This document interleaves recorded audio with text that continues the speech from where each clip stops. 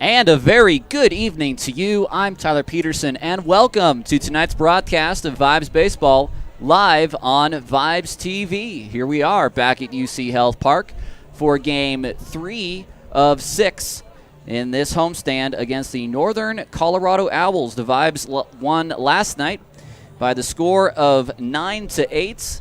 It's been 2 one-run games thus far in the series, and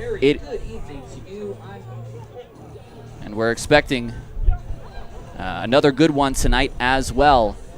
As I look out, it looks like we have a rather large contingent of our front office who right now are down at the tarp.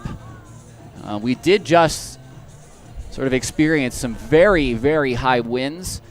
It actually knocked over one of our cameras in the process that's back up and running, but yes, indeed, it looks like the tarp is going to come out. So this is not a good sign at the moment. I don't know if we are going to officially go into a delay, but we must.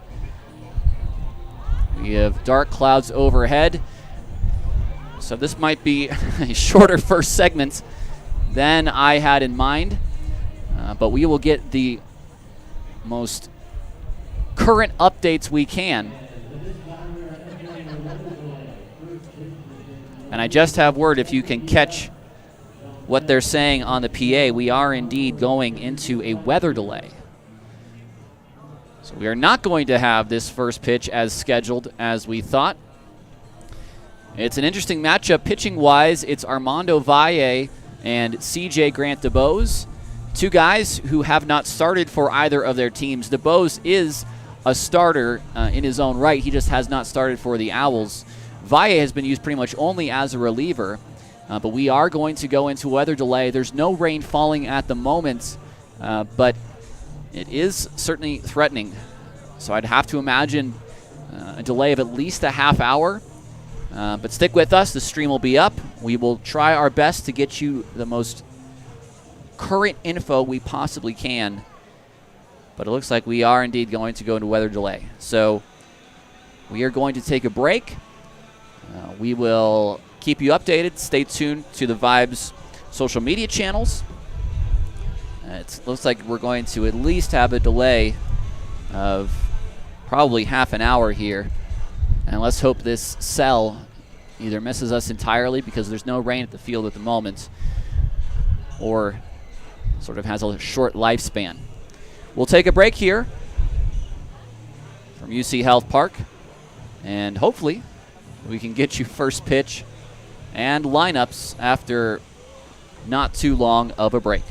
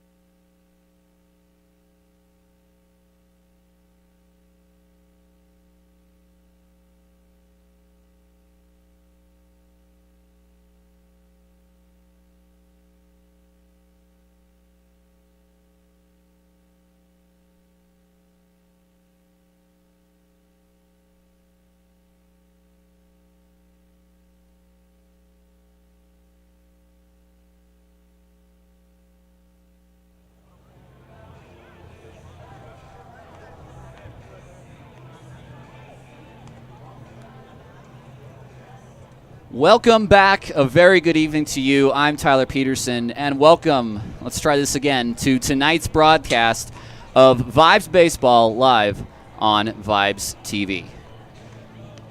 We had a delay of, well, just about 45 minutes. It's going to be close to an hour. We're looking at about a 7:30 first pitch here as we restart our pregame show to continue where I left off before literally the tarp was being pulled as we were bringing our broadcast on. This is game 3 of 6 in this series. Both of these teams won a close game in game 1 that the Owlz took in dramatic fashion late, 8-7. Last night the Vibes held on, won 9-8. So we're looking for another good game tonight. It'll be an interesting pitching matchup. Armando Valle, who's making his first Vibes start. We've only seen Valle out of the bullpen, and CJ Grant-DeBose, who was all of a sudden shoved into the starting pitching duties before tonight's game. For whatever reason that happened, it's not going to be Tanner Schiniger as we originally predicted, as was going to be the probable. It'll be CJ Grant-DeBose, who did pitch 2 nights ago and had 2 hitless innings. This is game 60 of the season. The Vibes are 20 and 39. They are 5-8 in the second half. The Owls are 7-6 in the second half, 24-34 overall. We'll get to lineups and first pitch in just a little bit, but for now, we'll take a quick break, and we'll see you back on the other side. Don't go anywhere. You're about to have some Vibes Baseball on Vibes TV.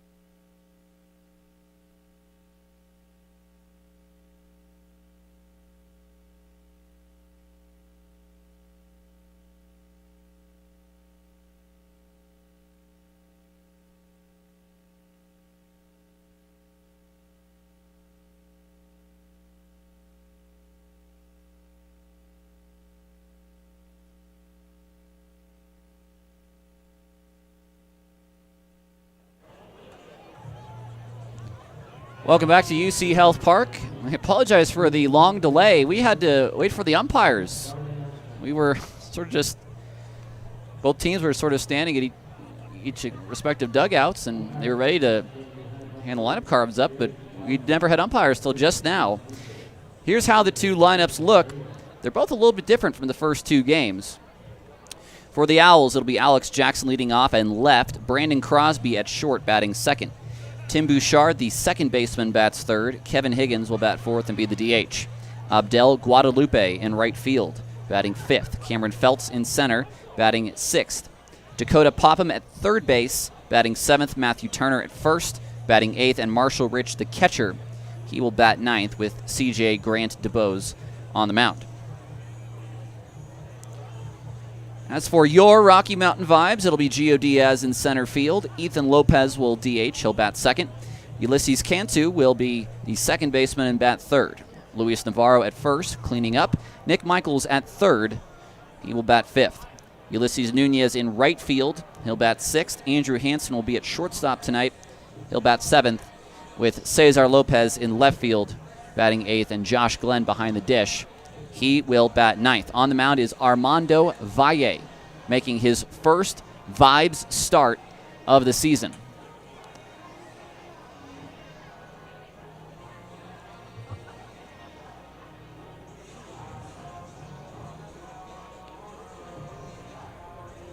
It'll be an interesting test for Valle. I think they are more giving him a shot to start as opposed to just having him be a stopgap in the series. He did start in college, so we'll see how long he can go tonight. But now we're going to send it down to the field with Cliff Cage in tonight's introductions. Ladies and gentlemen, welcome to UCHealth Park. Finally, it's game time! Let's meet your Rocky Mountain Vibes starting lineup. Number 16, center field, Gio Diaz. Number 14, your designated hitter, Ethan Lopez. Number 28, second base, Ulysses Cantu. Number 41, first base, Luis Navarro. Number 35, third base, Nick Michaels. Number 21, right field, Ulysses Nunez.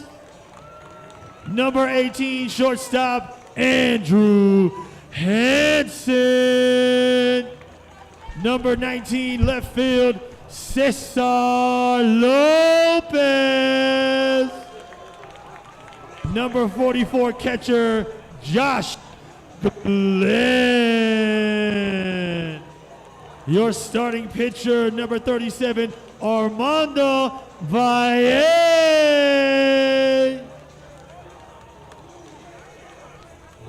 Thank you, Cliff.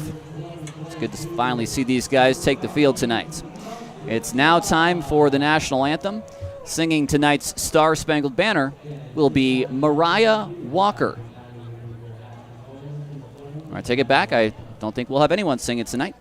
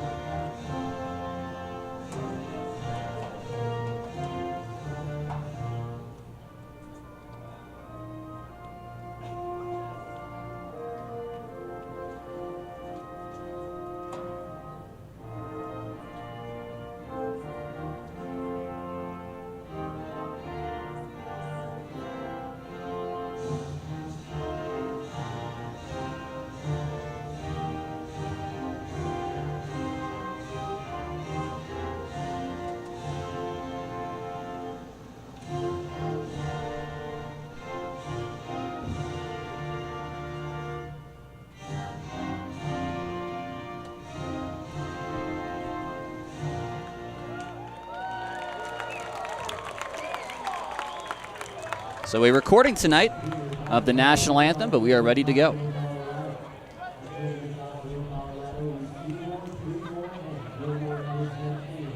For Armando Valle, it's going to be his 14th game already for this Vibes squad. In his first 13 appearances, he's 0-1 with a 6.14 ERA.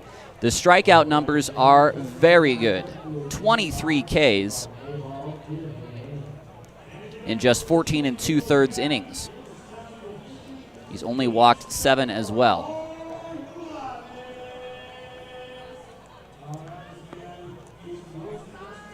But first, before we get to the game, send it back down to the field one last time. Paper! Perfect.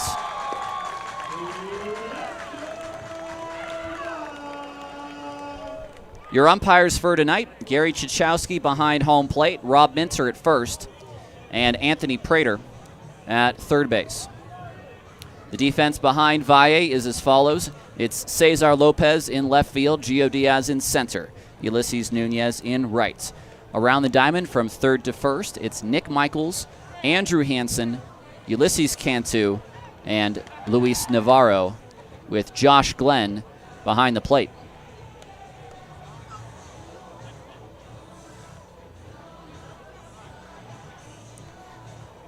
Officially, it's going to be a delay of about, it'll be about an hour and a minute by the time Alex Jackson sees the first pitch of this ball game.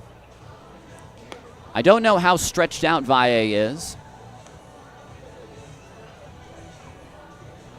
but we will see. We welcome you into tonight's broadcast, whether you are here in the Springs, you are up in NoCo, or whether you're somewhere else in the great old US of A or foreign lands. We do get foreign viewers, so I like to bring everybody in and welcome you all into Vibes TV. Alex Jackson to the plate. Last night, a 2-for-3 game, 2 runs scored, 2 RBI. Michaels pulled in at third.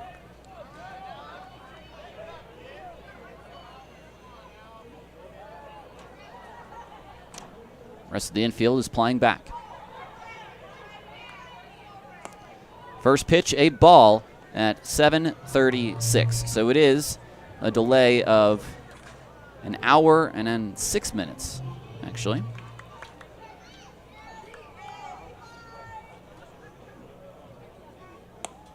But thankfully, we are playing baseball tonight. Jackson batting at .302, 7 big flies, and 36 driven in. Last night, Northern Colorado, in a 1-run loss, left 12 men on base, which was a season high. Slow breaking ball from Valle, hit back to the screen. It's 1-2.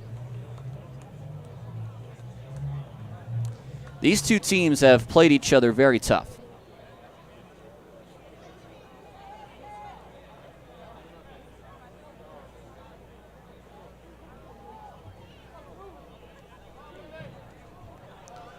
The Owls have won 9 games. The Vibes have won 8.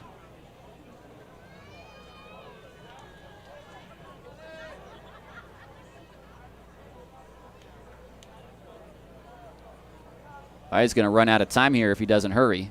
And I think he is going to run out of time. And that's a ball on Armando Valle. So it's 2-2.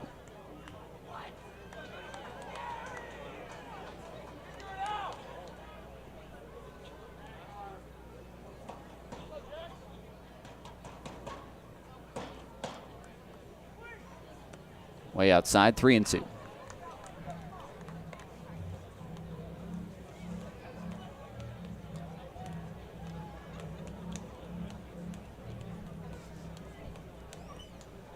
We do have a new Vibe tonight, although we expected to see him in uniform. Here's the payoff. Swing and a miss. Jackson blown away. Dutch Landis, who was the #1 overall pick in the PBL tryout midseason draft. A former Mariners draft pick. He was taken in the 17th round of the 2019 draft out of high school in Las Vegas. He signed for, I believe it was something a little south of $300,000. Played in the system in 19 at the Arizona Rookie League level. He is a starting pitcher, a right-hander. Wearing number 11, and I do understand at some point in this series he will make his first Pioneer League start. This is Crosby, who's at shortstop tonight. Whoa, and Valle slips off the mound.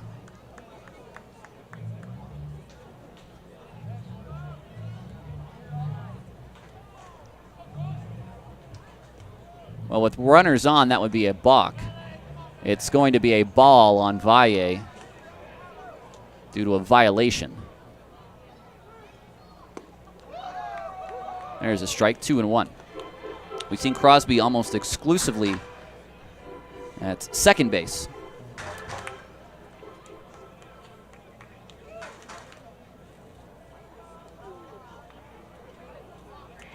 Two and one. Swing and a miss, and a nice pitch from Valle to even the count.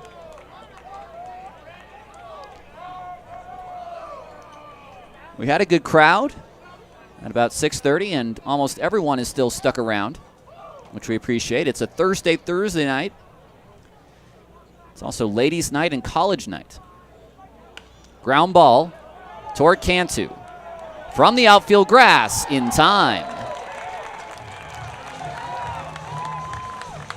Boy, that was like a skipping rock.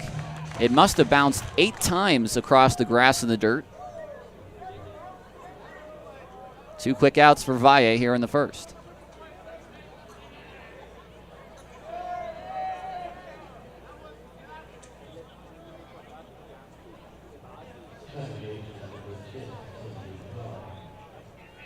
Now Bouchard took a 1-for-5 last night. Drove in 3 runs, including a hit in the 9th inning to make it a 1-run game at the time. Miguel Pozo was able to get Kevin Higgins to ground out to second to end the ball game.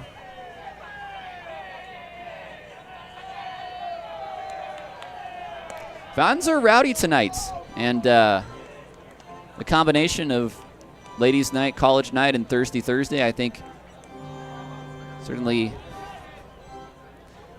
there's some influence there on the rowdiness. 2-0. Nice pitch on the outside, 2-1. It's the kind of pitch that if you're trying to throw it there, you hit your spot, the catcher frames it up just right. Even if it's off the plate a little, you'll get the call more often than not. Bouchard back to the screen. 2-2. Valle looking for a 1-2-3 first.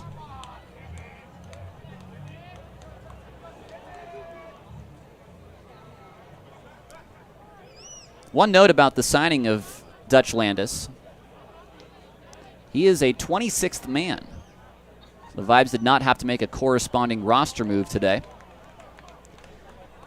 The rule is, and to sort of encourage teams to use the players they draft, you get to have an extra roster spot if you bring one of your draft picks in mid-season. You can do it with multiple guys, but you only get the one spot. And that's a swing and a miss. 2 strikeouts, a 1-2-3 first for Armando Valle. We head to the bottom of the first. No score on Vibes TV.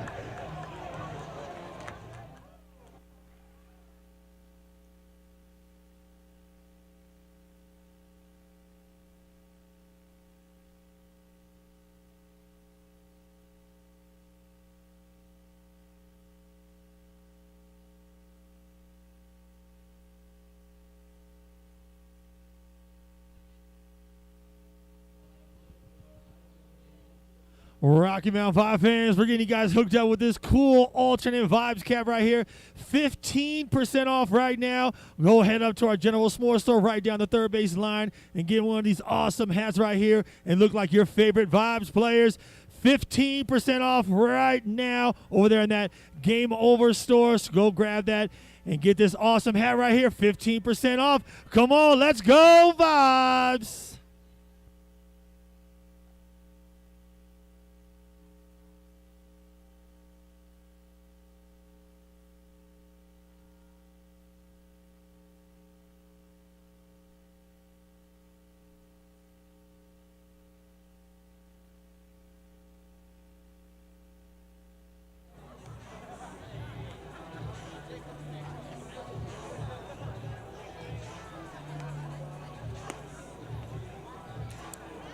Welcome back inside UCHealth Park. It's the bottom of the first. No score in our ball game. It's only the first. We had a delay of 1 hour and 6 minutes if you're just joining us. But we are so glad you have joined us. Hello to the 80 or so folks tuned into Vibes TV tonight. CJ Grant DeBose. He is starting tonight for the Northern Colorado Owlz, the former Great Falls Voyager, acquired by the Owlz about a month and a half ago now, if I have my time frame right. He was not the scheduled starter. There was something with Tanner Schiniger. He was initially going to start and then at the last second was switched out. I did notice today in the transactions that Schiniger was activated off the IL, so perhaps he just was not ready to go. In any case, it's DeBose who will be on the mound making his first Owlz start.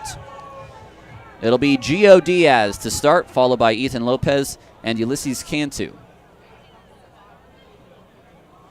First pitch under the arms of Diaz. Diaz at .414. No home runs, 27 RBI.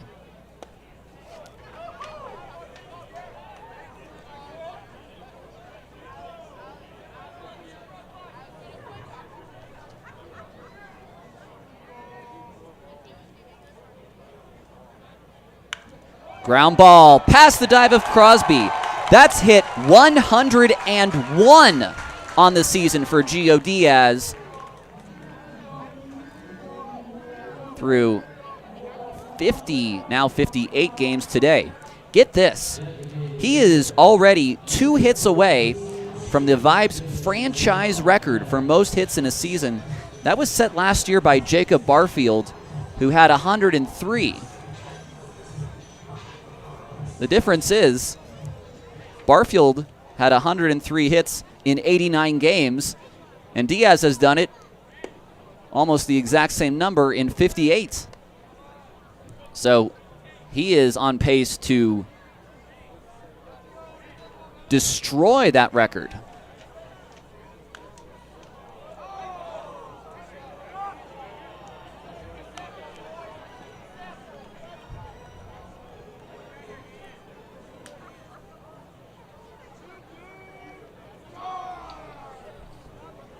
I think Rich has a glove issue here.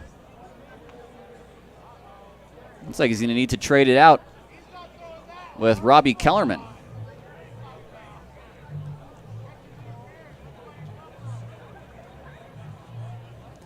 Ethan Lopez, the DH tonight.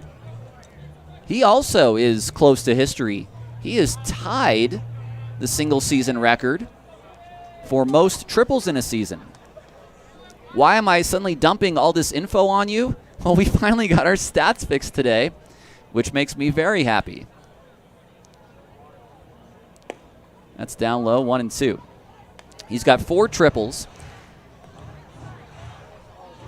Last season, Aldo Nunez and Joshua Esparza both had 4 triples. So Lopez, with 1 more, would have the record all to himself.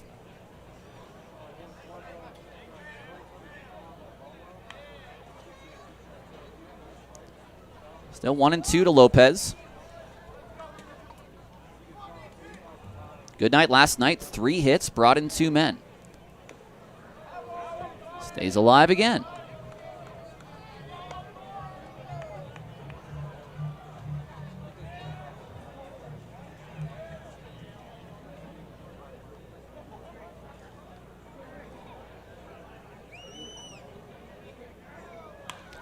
toward right center. Feltz is over. He makes a sliding catch. And Diaz is in no position to get back in time. Turner is just going to touch first base, and that's a double play. He did not read that one, and Feltz, to his credit, he's a very good defensive center fielder. So it's a double play. It goes 8-3.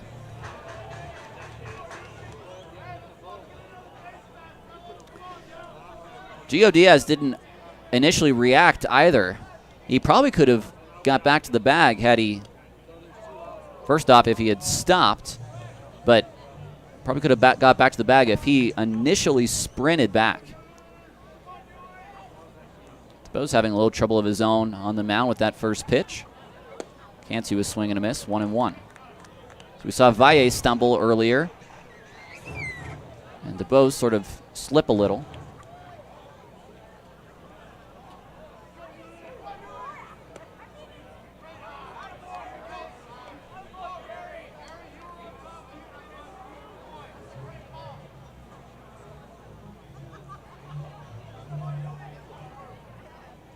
Two and one.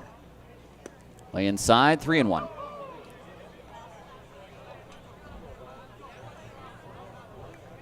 We apologize again for the technical difficulties with our low-high home camera. We do have Marissa down at first base. She's doing a great job for us on our action camera down there. Full count to Cantu.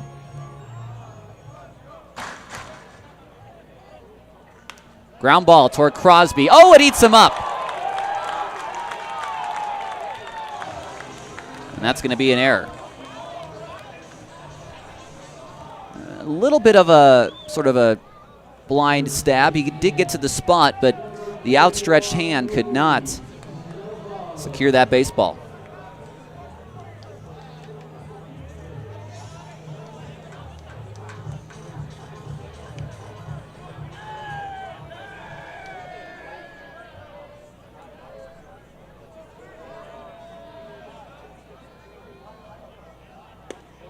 Navarro looks at strike one.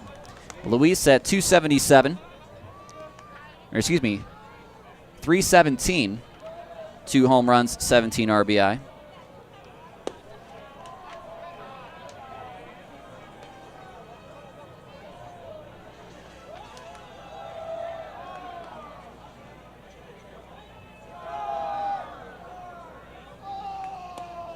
Inside, no. Called strike two.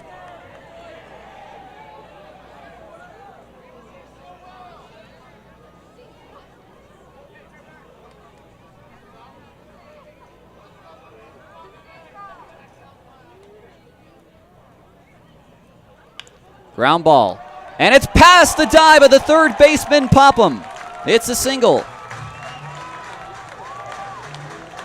We have not seen Popham nor Crosby on the left side of the infield at any point this season, to my best knowledge.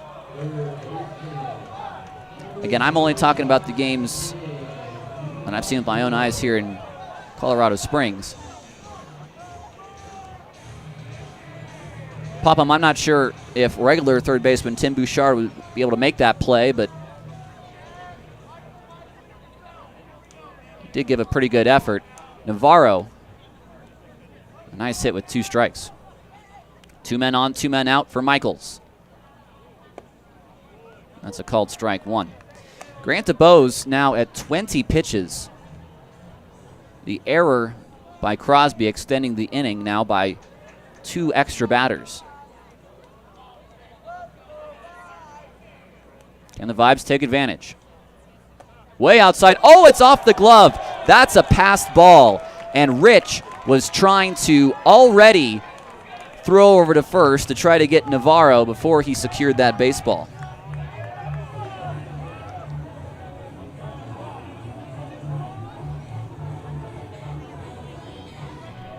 You could see what he was trying to do.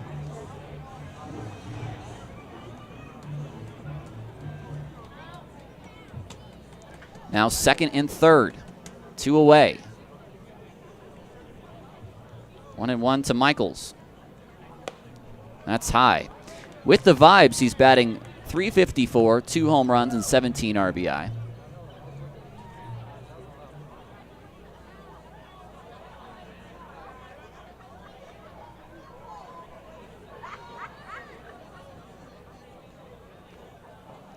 Michaels takes high.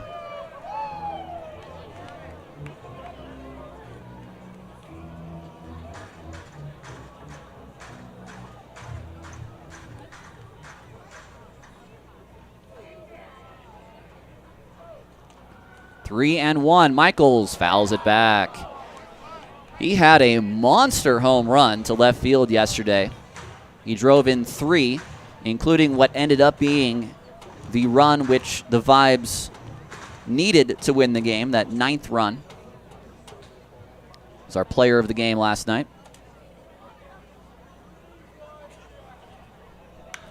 Toward right field. In the air.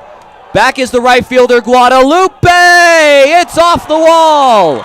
2 will score, Michaels to second. And 2-0 Vibes.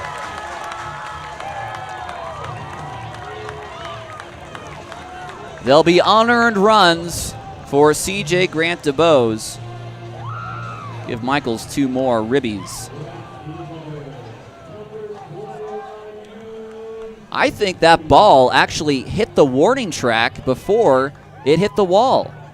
I think Guadalupe might have given up on it a foot or 2 early.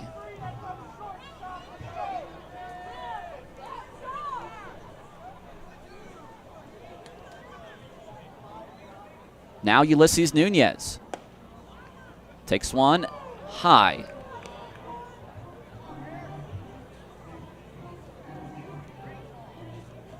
Three hits for the Vibes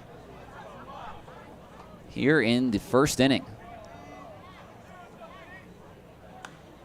Nunez out of play.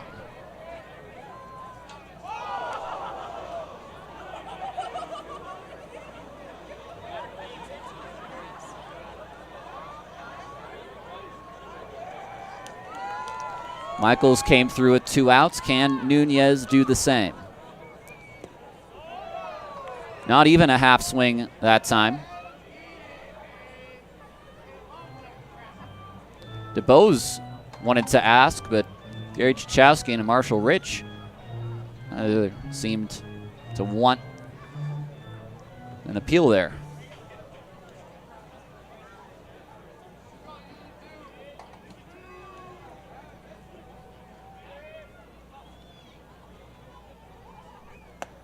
Tying outside for ball 3.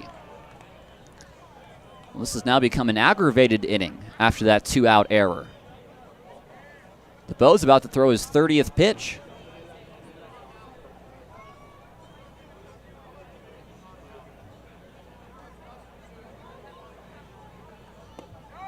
Nunez takes low. It's ball 4.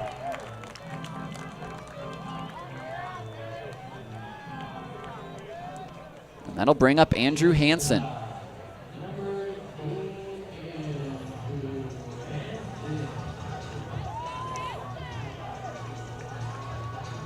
Couple guys day-to-day at the moment. One being Mike Annone, one being Brandon Perez. So Hansen tonight, the shortstop. And Navarro, the first baseman. That's a line drive, and it's passed off the glove of Crosby. It's a base hit for Michaels, and it's an RBI single, and it's 3-0.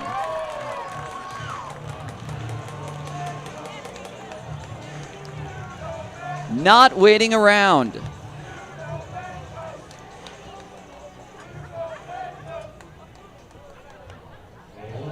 And that'll bring up Cesar Lopez. Crosby did everything he could to try to stop that ball in front of him, and he nearly did. 2 outs, 2 men on, 3 runs in. Lopez takes a strike at 92. DeBose certainly has good velocity. Takes that one outside. Again at 92. A lot of balls to the left side of the infield in this first inning. And all of them have gotten through.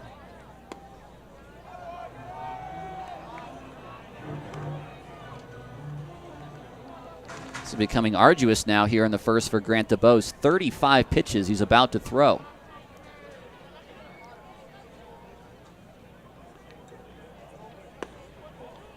There's a strike, 2-2.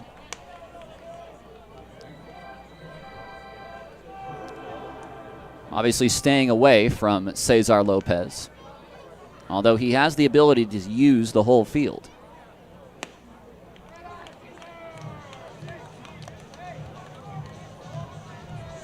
Runners will be on the move.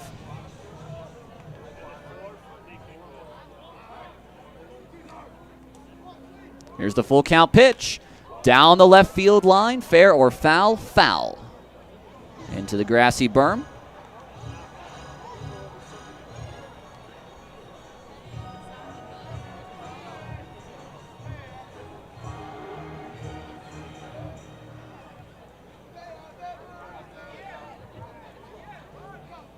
Lopez under the foot of the runner, Nunez. Crosby stays with it. And the inning is over. 3 runs for the Vibes on 4 hits and error and 2 men left on base. We head to the second. A 3-0 Rocky Mountain lead on Vibes TV. Okay.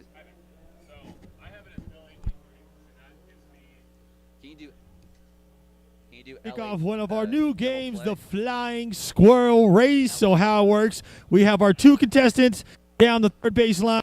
They're in some bed sheets. When I say go, they're going to race down this way looking like some flying squirrels, and we're going to find out who is the winner. All right, contestants inside those bed sheets, your hands and your feet. We're about to kick it off. All right. There you go. Get inside. All right, here we go. In 3, 2, 1, go! Oh, he got a good lead on him. There we go. No issue with that. Yeah, that's fine. Yeah. When you're not ready, you lose. Good job, man. You are the winner. Good job, man. What's your name, dude? Brady. Good job, man. We'll get you hooked up with the prize, man. You are a real, true, official flying squirrel, man. Good job, man. All right, let's go, Vibes.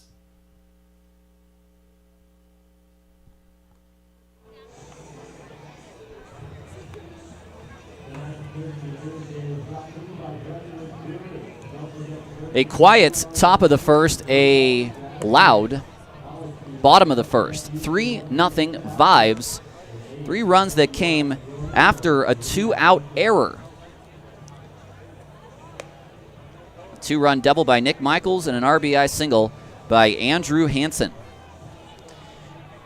Armando Valle to face Kevin Higgins, Abdel Guadalupe, and Cameron Feltz here in the second.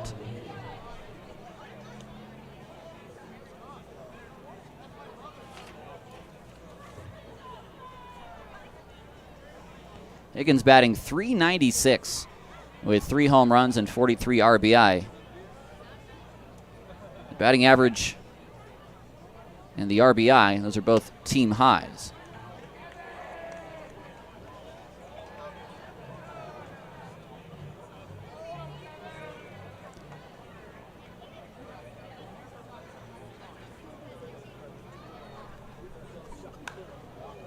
Down the line, out of play. 417 for Gio Diaz is now the highest in the league among active players. Calvin Estrada, the slugger from Idaho Falls, this is up the middle. Cantu's going to wait on it. His throw to first is in time. 1 away.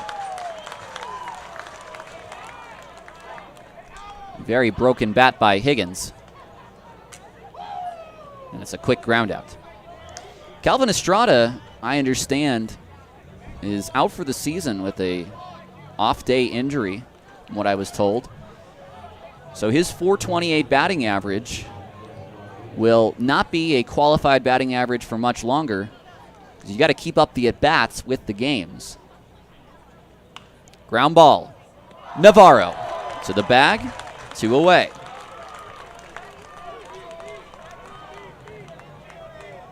So Diaz coming into the game at .417, and of course the batting average went up with that single. He leads Nico Popa of the Grand Junction Rockies, who came in tonight with a batting average of .412. The other 2 Triple Crown statistics, well, those are really right now only going to be held by one man, and that's Jason Newman of the Missoula Paddleheads. If you don't know about Jason Newman, the Paddleheads, who are right now the best team in the Pioneer League and are trying to defend that Pioneer League title, Jason Newman is not only their best slugger, but their closer. Feltz takes inside 2-0. Newman has 24 home runs, which is 8 more than anyone else in the league, and he has 81 driven in, which is 8 more than anyone else at all. Next highest in RBI are Valdez of the Ogden Raptors, who has 73, Dusty Stroop of the Chuckers, who has 70. In the home run department, 16 home runs for Sean Ross of the Rockies, and Stroop again with 16.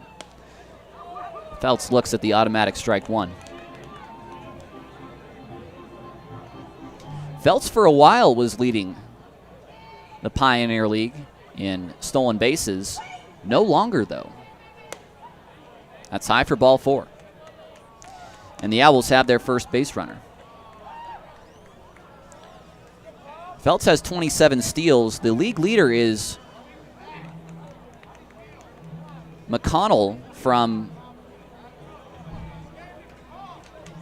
the Glacier Range Riders, who we saw very early on in the season. We saw them the opening weekend. Ben McConnell is his name. Valle to the plate. Popham takes under the arms. Dakota Popham batting .300. He has a home run and 2 RBI. That's in very limited time. 20 at-bats. He's 6 for 20. Popped up toward the suites. Into the suites.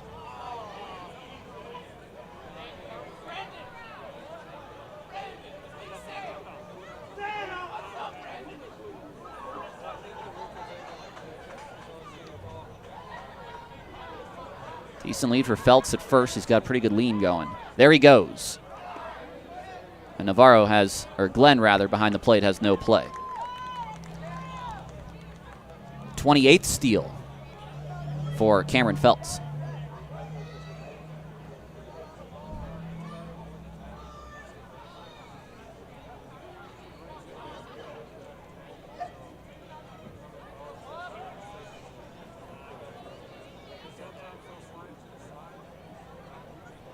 Popham takes very high. It's 3-1.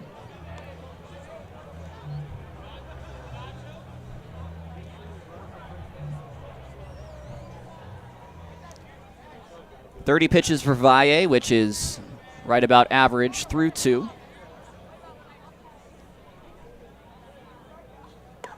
Popham takes under the arms. It's back-to-back 2-out walks. And it'll be Matthew Turner.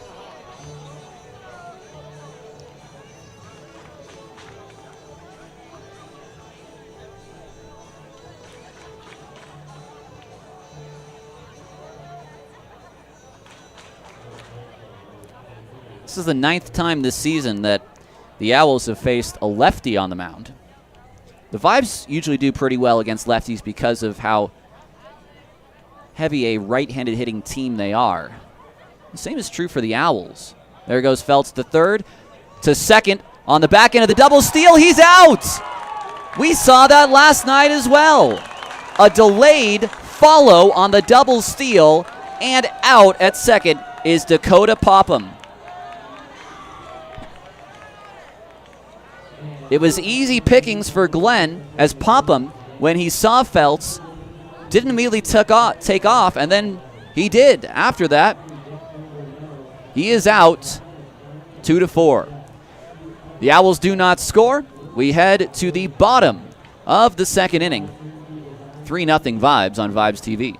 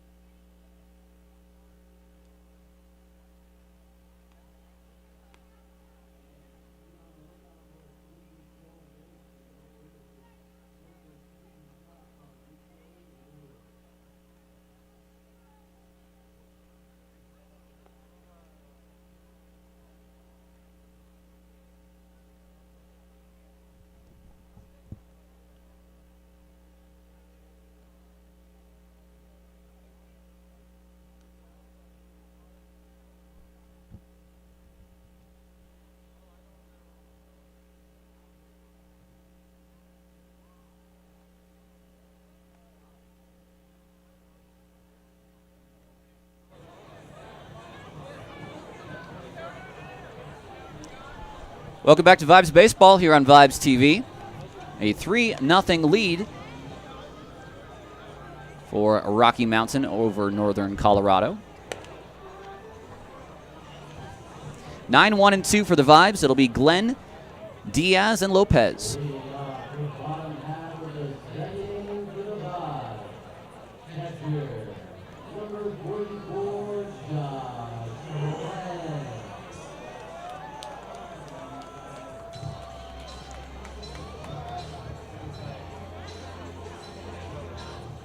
Glenn batting .255, one big fly, 12 driven in. And you can add another caught stealing to his line behind the plate. And catchers take a lot of pride in their caught stealing percentage.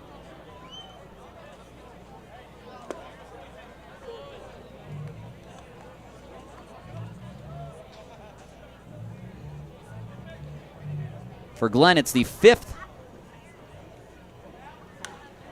This is down the line, out of play. So 5 runners gunned down.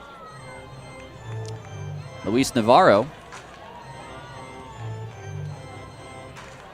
he's thrown out 6 runners.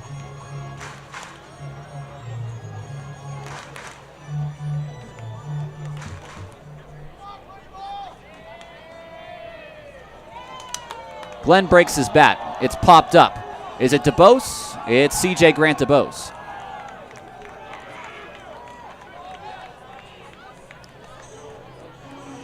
Pop out in foul territory. And that'll bring up Diaz.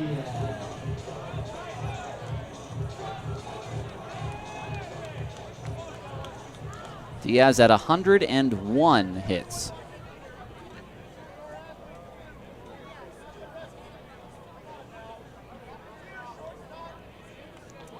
Inside, it hit him. Didn't get much of him, but you don't have to get much of him. A hit by pitch. Has a runner on with one away.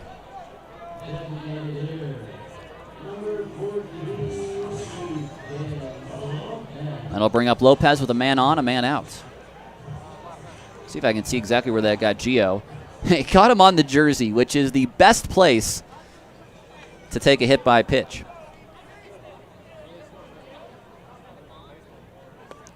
Big cut and a miss by Lopez. Just the loose part of the jersey when he pulled back. His shirt sort of puffed out when he pulled back, and it just hit the material.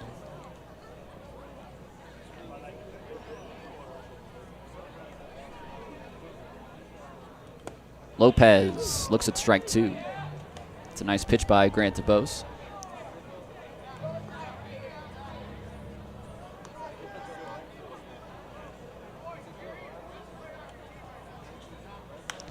Lopez down the line toward the picket terrace, out of play.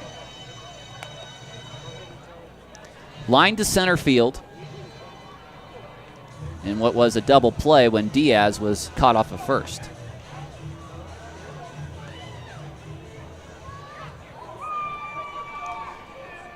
A ball that really only 3 guys in the Pioneer League I think could catch up to. Ground ball toward Turner. He gloves. He throws wide.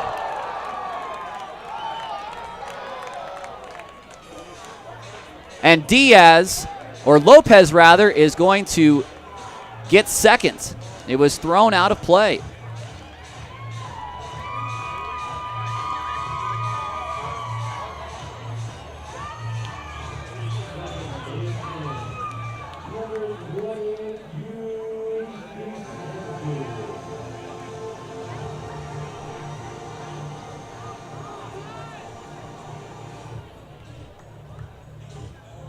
And that's going to bring out Robbie Bales.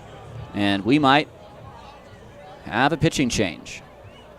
There is a righty warming in the bullpen. I think we're just going to get the talk first.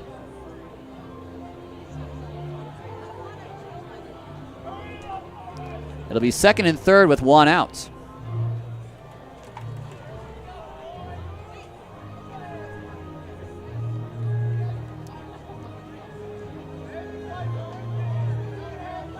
Bales is just going to have a long conversation with Grant DuBose.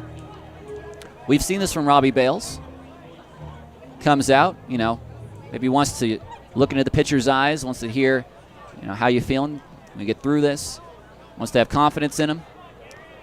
He's going to go with CJ.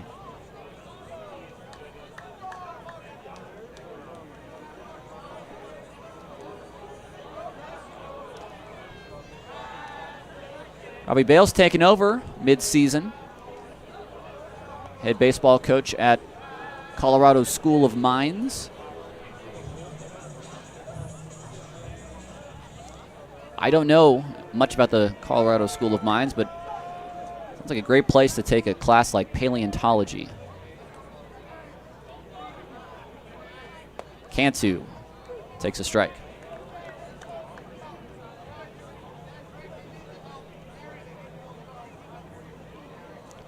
Corners are in. Middle infield halfway. Down the line, foul. A mighty swing by Cantu. He usually takes a mighty swing. Reached on an error in the first.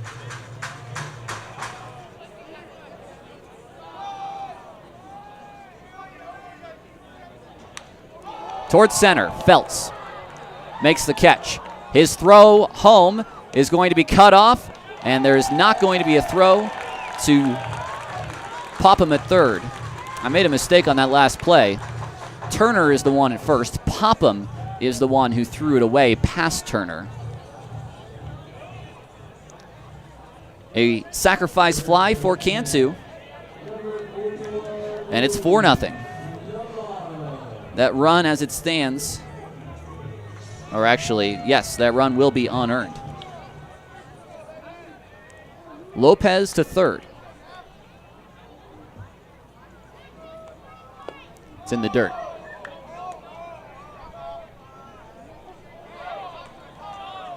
Oh, and Rich, he's got an issue now.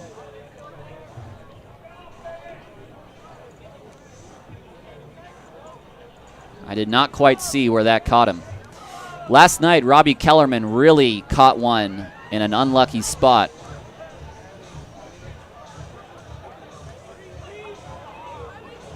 And did that get him maybe right on the knee? Even with the protection. Marshall Rich, he is not doing all that well at home plate. I mean, the padding is there, but when you have a guy like DuBose who throws extremely hard, and if you catch one not foul tipped, catch one clean off the knee, it is still going to sting.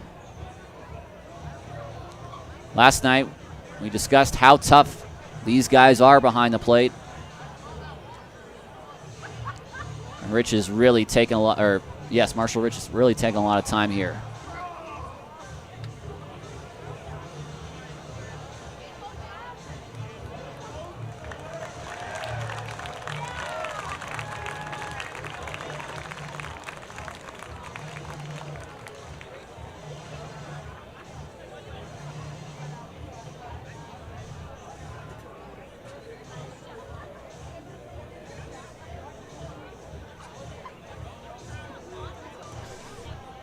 There's a lot of moving parts in a knee. It's an extremely important joint for that position. You live on your knees as a catcher, and boy, is this guy tough. We saw the toughness from Kellerman. We saw the toughness from Navarro last night.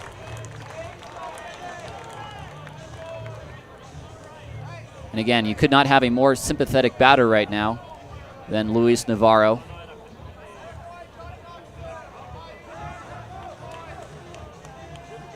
And they're going to give Rich a couple with DeBose. The situation is runner at third, 2 away. CJ Grant DeBose has not given up an earned run yet. He's allowed 4 hits, 2 big errors. One by Crosby, one by Popham.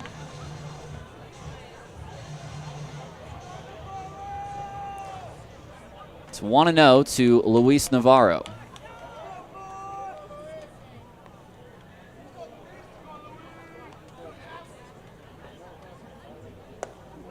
Inside on Navarro, 2-0. I had mentioned the 3 guys that could have tracked down a ball like that in center field. One of those guys is Feltz. The other, I think, is Popa from Grand Junction. And the third, it's got to be Gio Diaz.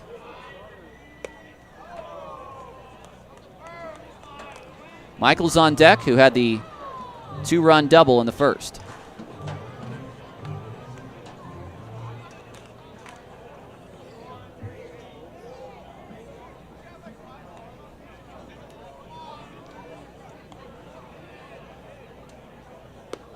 It's outside. It's a 4-pitch walk to Luis Navarro. The second walk for CJ Grant DeBose. Robbie Bales has already had one coach's meeting. If he comes out again here, he is on the top step of the dugout. There will be a pitching change. Michaels hit a ball to the warning track in right field that Guadalupe turned around on, and one hop off the wall brought 2 in. CJ Grant DeBose will get to face Nick Michaels here.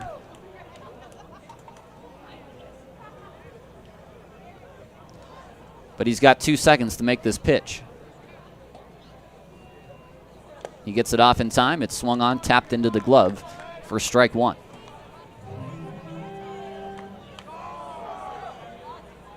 Overall on the year, CJ Grant DeBose came into the game with a record of 1-4 between Great Falls and NoCo.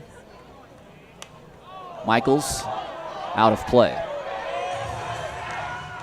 He's 0-1 with the Owls in 6 games, and again, this is his first start.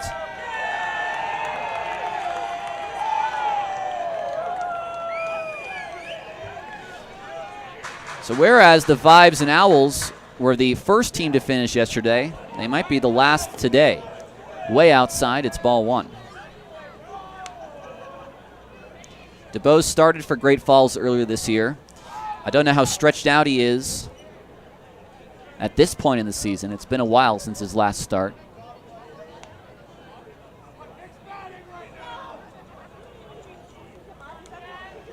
One, 2. Michaels into center field, a base hit. And it's kicked by Feltz, and that's going to be a single and an error that allows Navarro to get to third. And again, still none of these runs earned. It matters little to the Vibes. Here comes Robbie Bales. That's going to be the night for CJ Grant DeBose. It'll be a righty coming in from the bullpen. We'll take a break here on Vibes TV. It's 5-0 Vibes as we continue to play in the bottom of the second.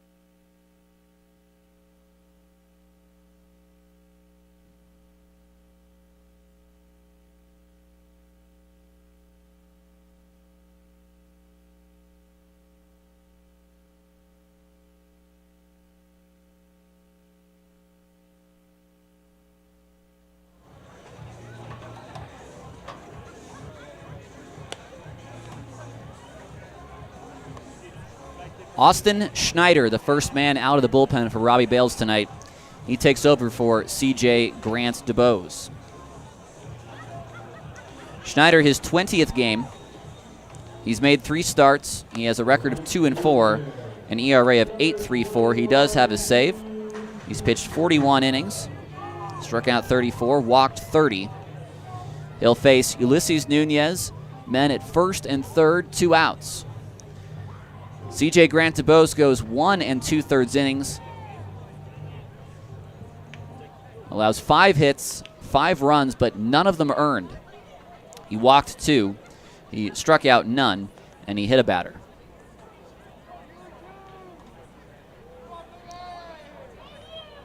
Nunez looks at strike 1 on the outside corner. Nunez a walk in the first.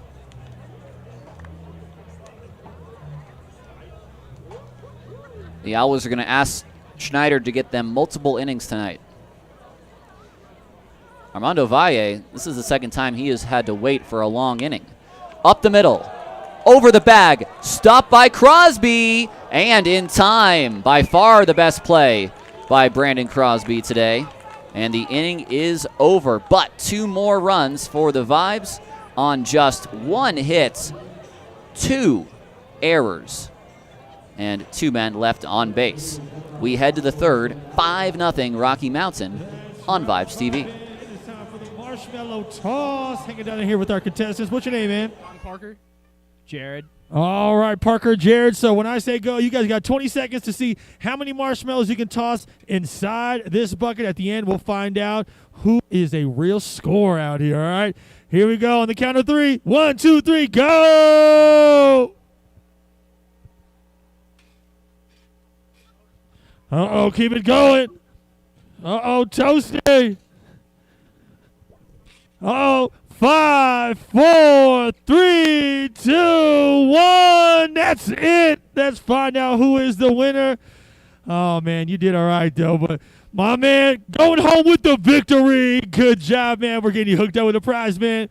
Let's go, Vibes.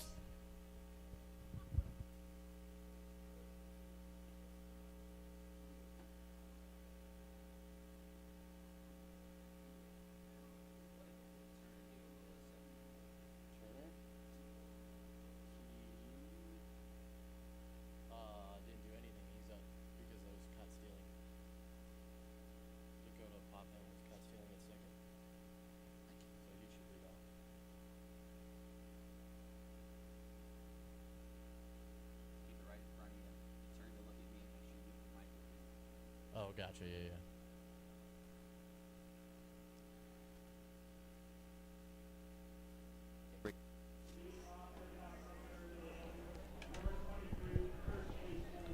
Welcome back to Vibes Baseball. Top of the third, it'll be Turner, who was left at home plate when Popham was thrown out on the caught stealing. Then Rich and Jackson against Armando Valle, who's had to wait through 2 long bottom halves of innings, but he'll gladly do so in a 5-run ball game. First pitch of Turner is swung on and missed. I'm now joined by our PA announcer, Jake Ross. How's it going? Thank you for having me. I've been trying to get you in the booth for a while, and you're a hard man to get taken away from your duties because you are integral to the ins and outs of what happens here today. But nice to have you on Vibes TV finally. Yeah, I appreciate you having me. So you are a UCCS guy. You are a broadcaster in yourself. I know your classmate, Michael Newman, as well, also part of that broadcast crew over at UCCS. That is correct, yes. You has it always been a big thing for you, baseball broadcasting? Yeah, so, I mean, I got into baseball very young. I started playing when I was 5 or 6 years old and fell in love with it. I think I attribute it to all of the anti-Rockies fans and Padres fans particularly will hate me for this, but the game 163 in 07, I was at that game with my family about 20 rows behind home plate when Matt Holliday may or may not have touched home plate. So it's funny you bring that up. I didn't know that was a controversy. The only thing I remember from that is it would have been Nick Hundley, I want to say, behind the plate. Maybe not. But I remember him stepping with spikes on Holliday's hand and thinking, oh, gosh, that must hurt. Oh, yeah. Well, he stuck. Yeah, he threw his leg out and block the plate back when the Posey rule was not there yet, and it was a close one. And yeah, he drug his chin, wasn't totally sure where it was, but I haven't been in a stadium as loud as that one was since. It was quite the moment. But yeah, ever since I've been a baseball guy. I played all throughout high school. Played club ball at UCCS my freshman year, and have been broadcasting games my entire collegiate experience. A pop out for Turner. That's how the third begins. One away now for not Marshall Rich, but Robbie Kellerman. It looks like maybe Rich is out of this ball game for good. Kellerman will pinch hit here in the third inning. Kellerman is a catcher, so you'd have to imagine that the day is over for Marshall Rich.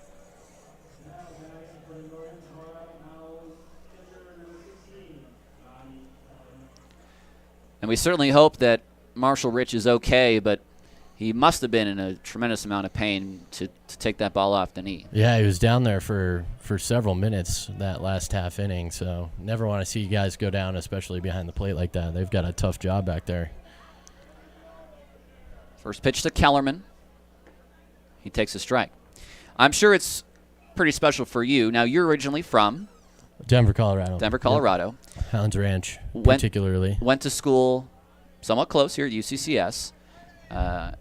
Did baseball at UCCS, and now working in a professional setting in Colorado Springs with a couple guys who actually are involved in the UCCS program on this team. Absolutely. And I actually went to games here as a kid. The first ball I ever got at a professional baseball game was over in the trees on the berm there in left field. So it was pretty special when I got hired up here. I was very excited and kind of a full circle moment for sure. Do you know who hit it? I want to say it was Chris Nelson. That's not bad. Yeah. That is not bad at all. Chris Nelson, a former Pioneer League coach himself.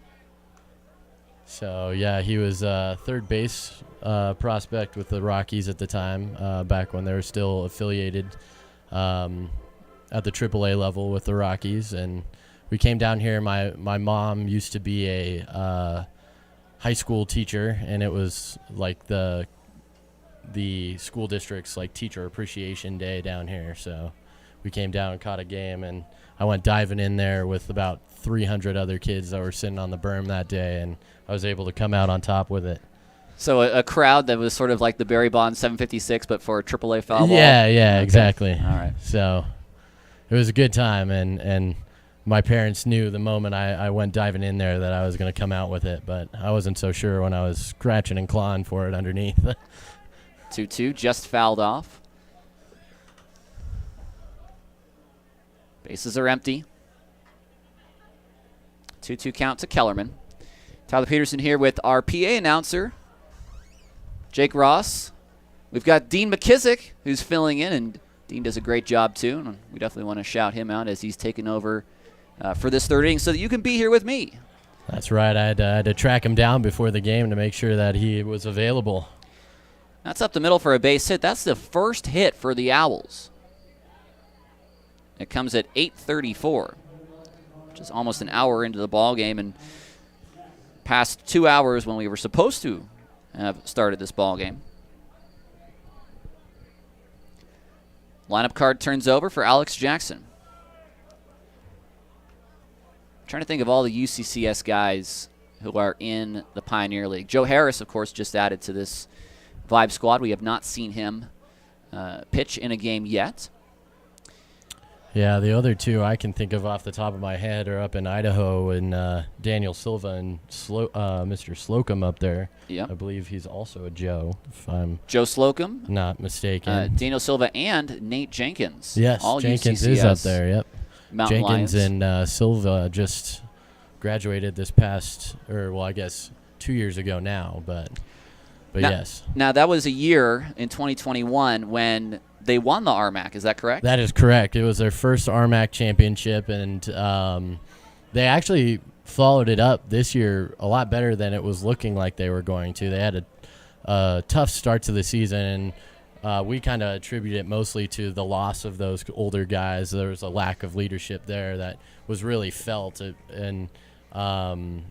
but they started playing really good ball at the end of the year this year, and they gave the RMAC tournament another good run. They lost in the semifinal round to MSU Denver, who ended up going on to win the tournament this past year. But yeah, they had a very strong year in 2021 and kind of ran the table a little bit, beating Colorado Mesa twice, and they're kind of the Alabama of our conference. Colorado Mesa, they've got to have 10 guys who played in the Pioneer League this year. Yeah, it's every year they're the team to beat. If you're going to want to wear that crown, you got to go through Grand Junction. So that was a very big feat. They ended up getting knocked out by Grand Junction in the regional tournament, unfortunately, but it was quite the accomplishment for them for sure. A couple Mavericks on this team, Matthew Turner and Johnny Carr.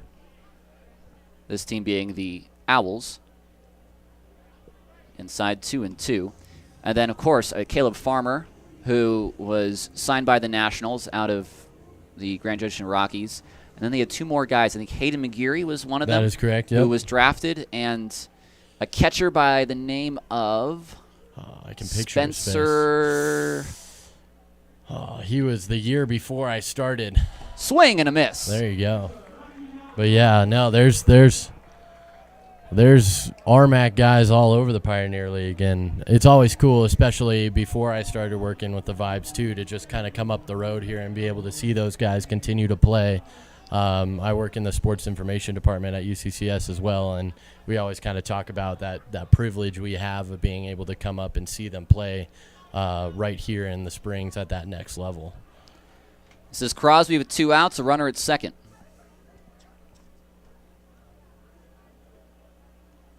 And Valle is going to spin around again to chase back the runner. And now we have time.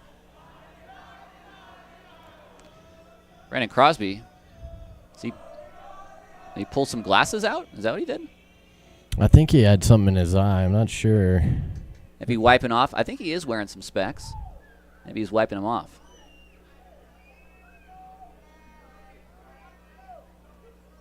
Yeah, it looks like he's wanted to dust him off. It did not help there as he swings at a ball in the dirt.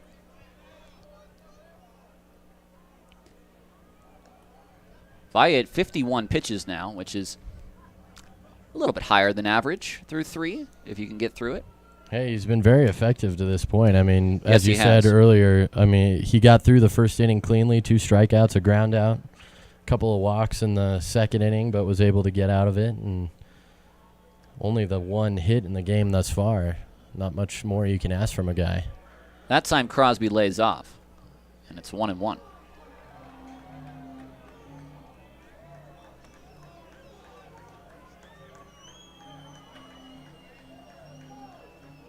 Oh, excuse me, there was an appeal, and it's strike 2. That came extremely late, and the Owls in their dugout are really ticked off. Yeah, immediately when that appeal came through, they all jumped out, and they're still chirping. It's 0-2 to Crosby, so he didn't lay off. And that's fouled back. Let's get the old YouTube replay up here. See what we can see.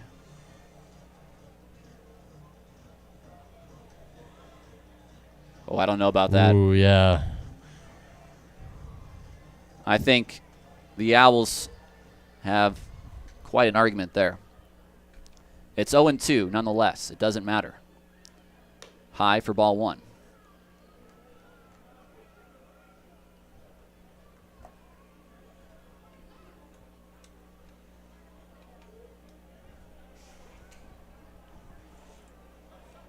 The man at second is Kellerman, who singled. He got over to second on a wild pitch. Tries to get Crosby a third time, and this time he does lay off. A little bit of a further away pitch there in the dirt. Easier to hold back on that one than the closer inside pitch.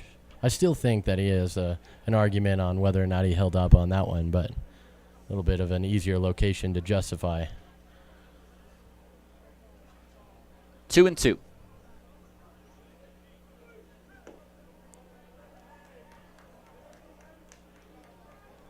And that's 3-2. playing 4 balls today, Brandon. Well, it's funny. I wonder if Crosby never he might have not ever got the message that he swung. Maybe. Well, and 2, he could have just had it in his mind of that 1 ball, and even though he added the second strike, he never docked that ball back off. So that could well be the case as well. 3-2. Now a full count.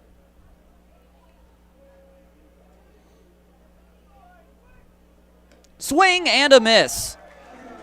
4 strikeouts for Armando Valle. No runs on a hit, no errors. A man left on base. We head to the bottom of the third. 5-0 Vibes on Vibes TV. That's right. It's time for the emoji game. Guess that movie. Hanging out here with my boy. What's your name, man? Connell. Connell. All right, so how the game works, man. We're going to face this big screen. We're going to see some emojis pop up, and you let me know what movie it is, all right? But don't worry if you need some help. These Vibe fans will help you out, man. Are you ready, buddy? He's ready, all right. Let's see those emojis. Ooh, what is that movie? Jungle Book, a classic one. Is it The Jungle Book? Maybe. There we go, Jungle Book. Oh, man, your emojis. We're getting you hooked up with a prize, and, don't drink too many beers, bro. All right, there we go. Let's go, Vibes.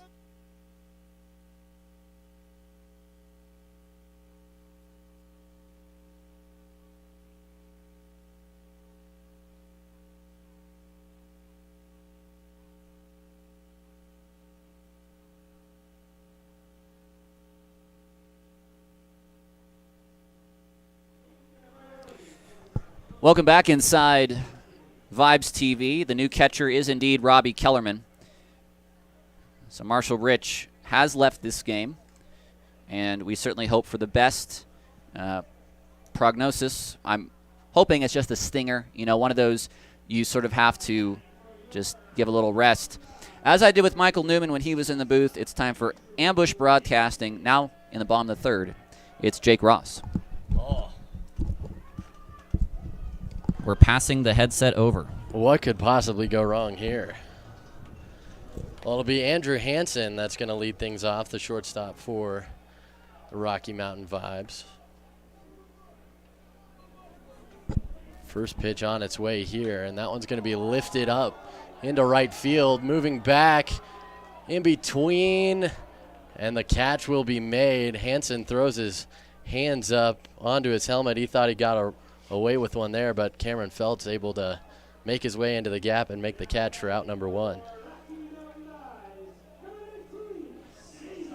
The crowd tonight, very live, I gotta say. Yeah, and we were talking about that earlier over on the other side of the press box up here. About the same crowd we had last night, but a much more lively group for sure, as strike 1 on the off-speed pitch is delivered to Cesar Lopez for strike 1. Left fielder for the Vibes, grounded to short his first time up in the first inning. 8 Vibes came up to bat in that inning, as this one's lifted way back into center field. But again, Felt's up for the task, and 2 quick outs as the Owls are settling in nicely here. It's funny, actually, I had to look back at the replay. That was Guadalupe and Wright who came up with that first ball. Was it? Yeah, even though the center fielder Feltz, usually the center fielder will call off anyone on any play, and Feltz certainly is very fast, but Guadalupe is the one who came up with that first ball. So F9, F8. There you go. Quick 0-2. I have to change that in mind, and I noticed this, and I was going to comment on it before you ambushed me here, but you are a pencil scorer. Yes. It's number one a personal thing, because I am a mistake-prone Homo sapien. Strike 1 in there. Or strike 2, excuse me. 0-2 now on Josh Glenn. It is also just so much better lineup changes, mistaken identities to correct those mistakes. You are absolutely right. I am a pen and I am a color-coded pen scorer myself. I do try and use the erasable pens. Hold on now. Check out these bad boys. Oh, there you go. The colored pencils. My red, blue, and green colored pencils. That's a way to do it. 1 and 2 now on Josh Glenn at the plate. Yeah, I mean, the erasable pens are not as erasable as I would hope, but they do get the job done enough to kind of be able to. That's what moved me into the pen. Well, that says to me a man who won't commit. If you're going yes. with the erasable pen. Oh, yeah, I'm a mistake-prone Homo sapien as well. And strike 3 call, then that'll do it for the Rocky Mountain Vibes. 1-2-3 inning for the Owls, but the Vibes was still with the 5-0 lead here as we go to the 4th inning.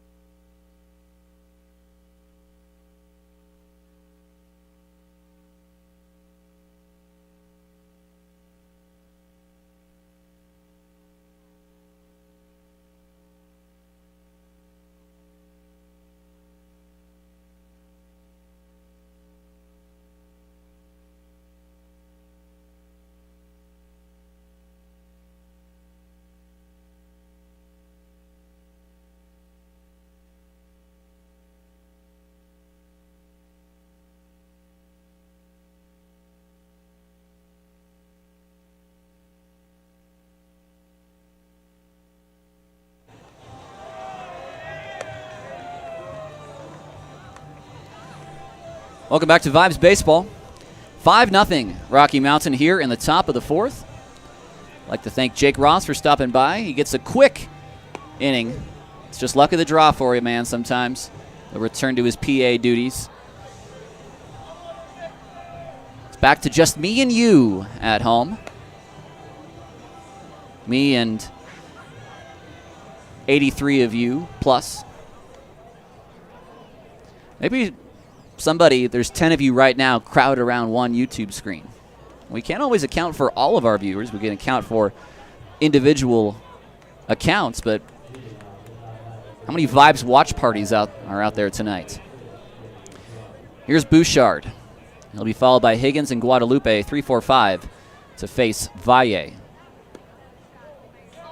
Breaking ball outside for ball 1. Whatever the plan was today for Valle, I'm sure everyone would be thrilled to see him get through 5. It's down outside 2-0. Valle's been very good. The ratio of balls to strikes has not necessarily been good. It's 28 balls to 31 strikes. You want to be more 2-1 than 1-1. But it hasn't mattered. He's only given up 1 hit so far. Swing and a miss. And he's gotten a lot of those tonight, too.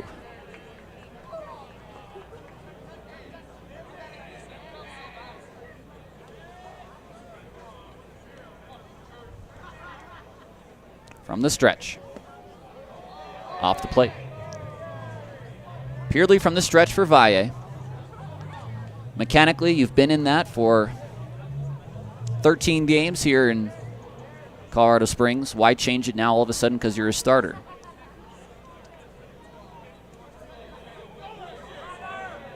That's outside. It's ball 4. The first time the Owls have the leadoff man on is here in the top of the 4th. This one will seem like a long game tonight because of the hour and 6-minute delay. Likely will be the last game that ends tonight. Let's look around the league to see what else is going on. The Ogden Raptors with a 4-3 lead over the Grand Junction Rockies. And right now, the Vibes are rooting for Raptors wins over the Rockies. Higgins out of play. Look alive, folks. And almost a nice catch. A fan brought his glove, but just was not in the right spot at the right time. Vibes are 5.5 back of Grand Junction. They've got to win the second half if they're going to make the playoffs. To center field, Diaz going to play it on a hop. A single for Higgins. First two men are on for the Owls here in the fourth. And that'll bring up Abdel Guadalupe.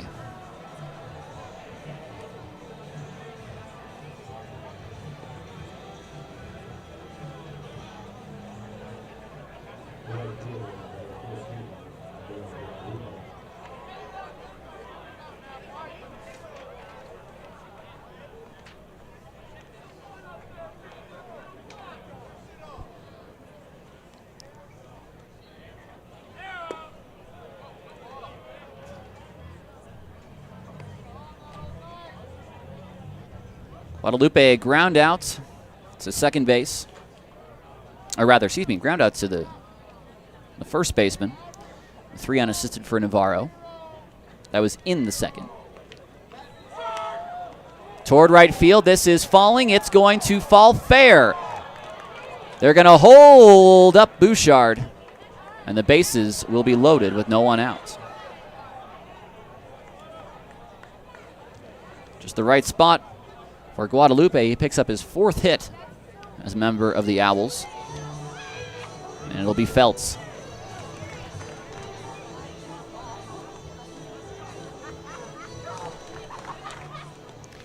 Here comes Mike Garcia.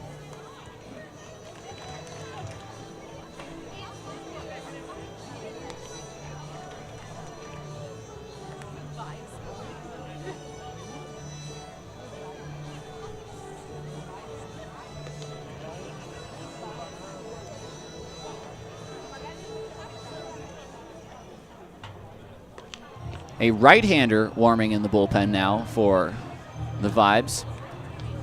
I'm not sure who that is. I think that might be the new guy. I think that's Joe Harris.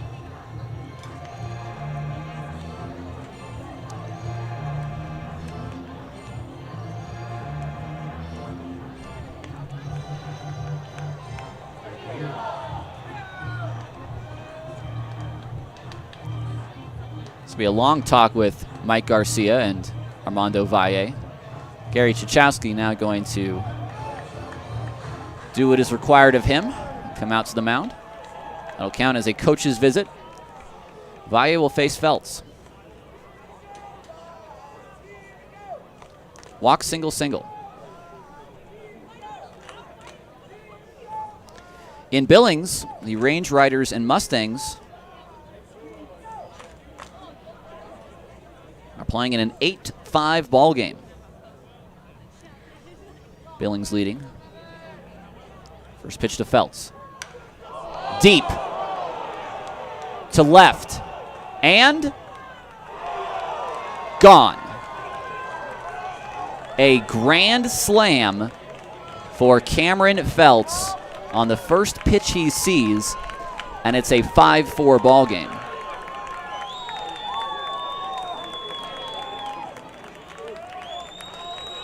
It took every ounce of Cameron Feltz to send that one out of here.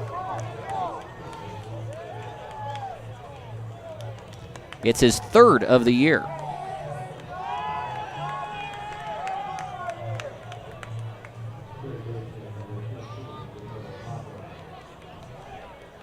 Here's Popham. Bases are empty now with no outs.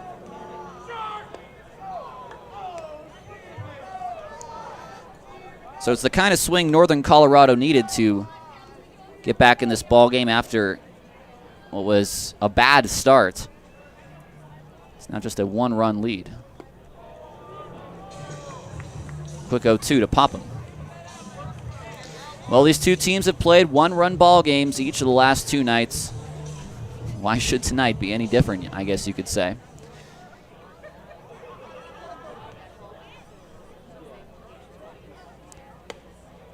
High to pop him 1-2. 2 more games around the Pioneer League. The Chuckers leading the Hawks 4-2 in the bottom of the 6th. Hawks losses are good for the Vibes, although the Hawks are not ahead of the Vibes. But you always want to root for Northern teams over Southern teams. And the Vibes will not see another Northern team the rest of the season. That was a pretty good pitch. Paddleheads lead the Voyagers 8-4. That game in the top of the 5th in Missoula. Last night, those teams played their 2nd straight knockout round. Voyagers with the victory last night.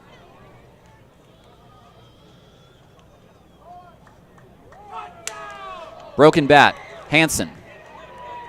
Double clutch, strong throw, 1 away.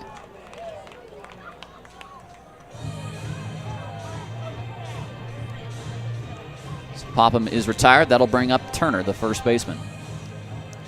And that'll bring out Joe Miklick. Armando Valle at 72 pitches. A great night, save for 1 swing.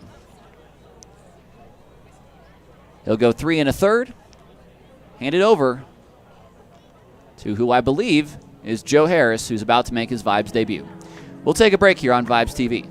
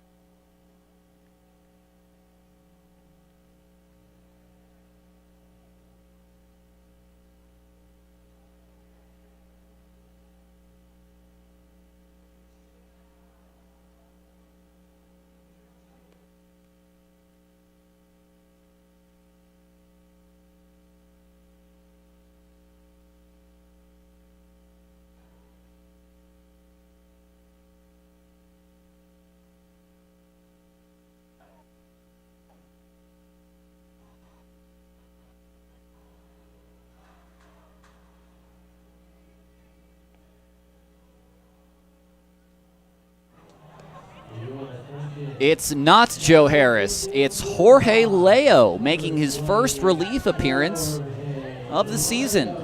9 starts for Leo, a 2-3 record. The first time he will come out of the bullpen, that has taken me by surprise.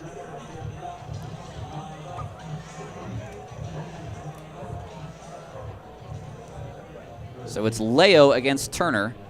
Kellerman on deck.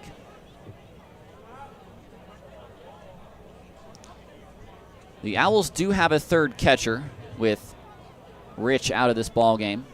It's Ronnie Allen. We have not seen Allen yet. He was their first-round pick. Picked 2 after the Vibes. Picked 2 after, I should say. Not picked 2, but picked as the number 3rd. 2 picks after Dutch Landis was taken by the Vibes.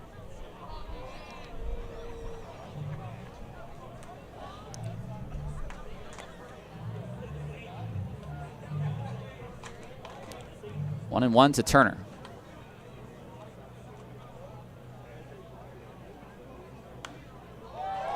One and two to Turner. This foul ball is going to ricochet off of the concourse and come all the way back down to those box seats.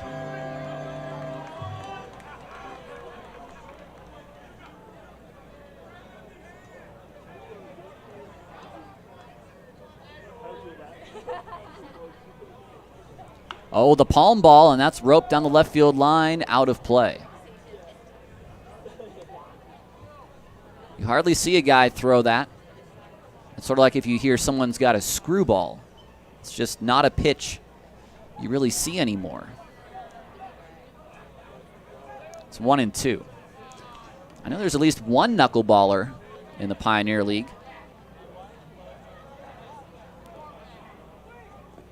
In the dirt. 2 and 2. That would be Kevin Elefante, who's on the Idaho Falls Chuckers. You might be familiar with that name if you've been with us all season long.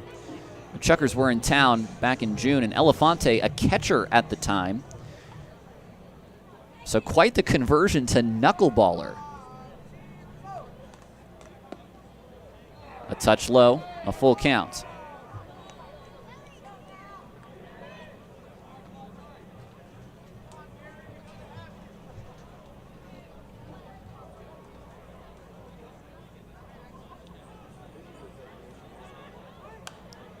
Turner out of play. Leo has been one of the more consistent Vibes pitchers early on in the season, but he's had a couple tough ones last few times he's gone out there.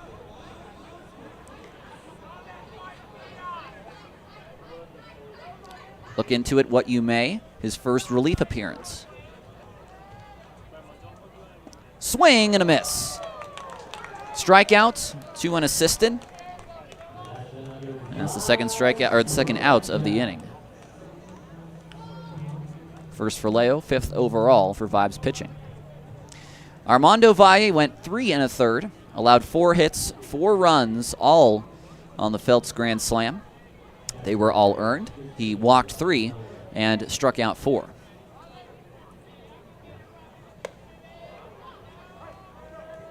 This is Kellerman, who gets his second at bat after coming in as a pinch hitter and staying in as catcher.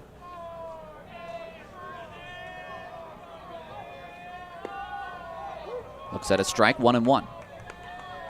5-4 Vibes here in the top of the 4th.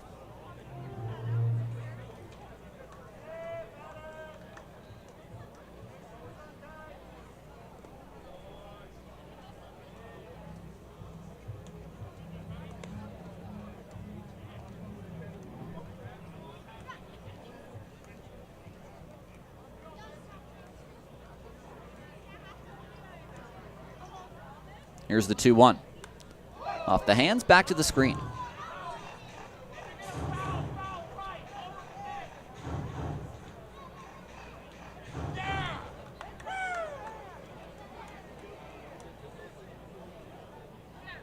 Leo looking to end the inning. Gio Diaz coming in. He'll play this on a hop. Kellerman, 2 at-bats, 2 singles. And the 8th man will bat in the inning. It's Alex Jackson. Jackson struck out twice against Valle. What was a lefty-lefty matchup. Now he'll face the righty Leo.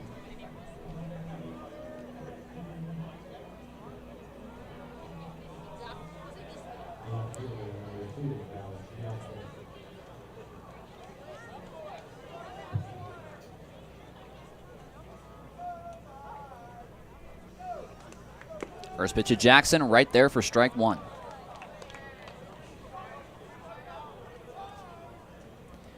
The last time I said I don't think Kellerman's going anywhere, he stole a bag. So I won't mention that again. He's at first. He's going to try to take off. That's going to be a wild pitch.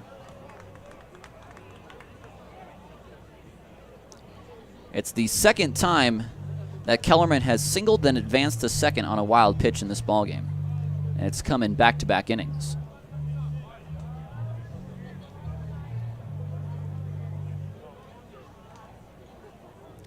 So I imagine, like Austin Schneider for the Owls, Joe Miklik is looking for multiple innings from Jorge Leo.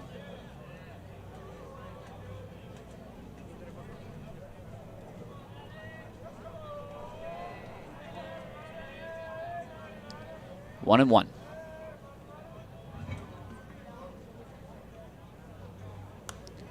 That's out of play. Now 1-2. So Leo ahead in the count. He struck out Turner. Allowed the single to Kellerman. A strike up on Jackson.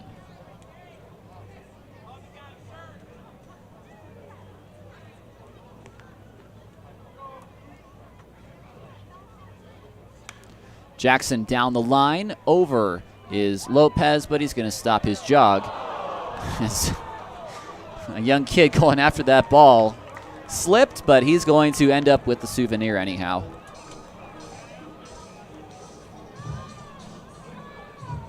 So he'll be happy, if not a little red in the face.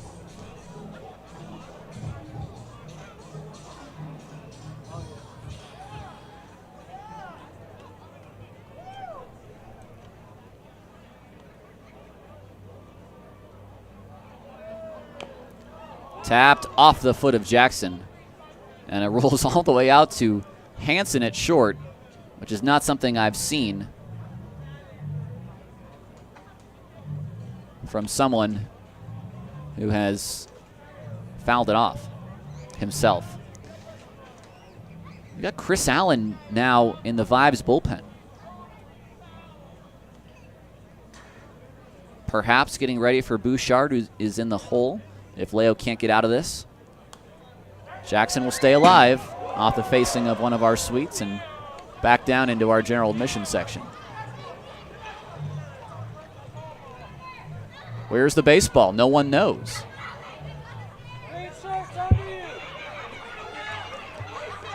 No one knows where the ball is. There it is. We have a winner. 1-2. That's strike 3 called on the outside. Jackson's gone looking. 2 strikeouts for Leo, but it is a 4-run inning for the Owls, who score on the Cameron Feltz grand slam. 4 runs on 3 hits, no errors, a man left on base. We head to the bottom of the 4th. Vibes, they still lead 5-4 on Vibes TV.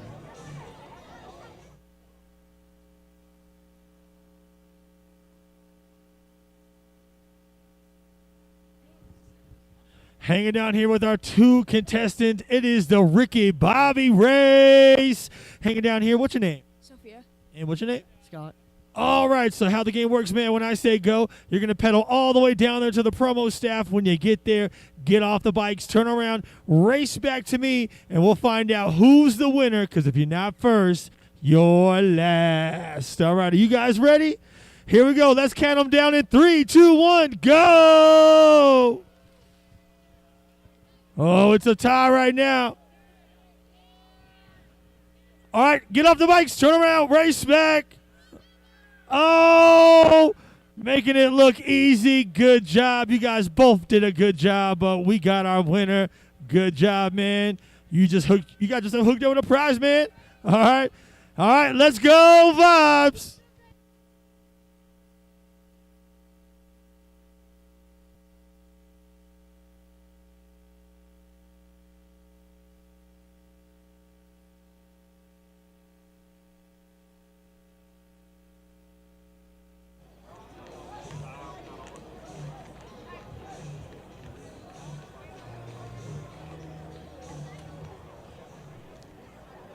Austin Schneider to face the top of the order.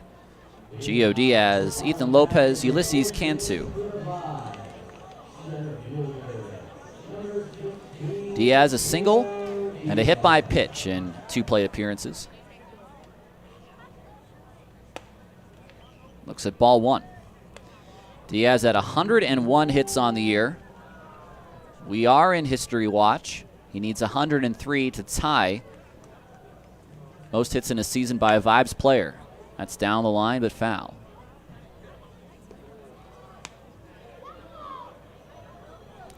Vibes with 3 in the first, 2 in the second. No-co with 4 in the top of this inning, the 4th. This is high to left field. Is it deep enough? And left is Jackson. He's going to make the catch. It looked like off the bat, Diaz just got underneath it. Still looking for that first home run of the year. 1 away. Schneider has retired 5 straight since coming out of the bullpen.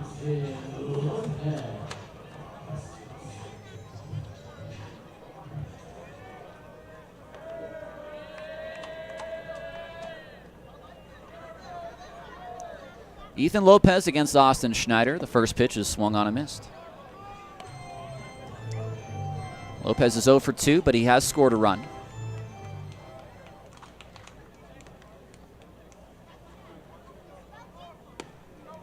Again out in front, a quick 0-2.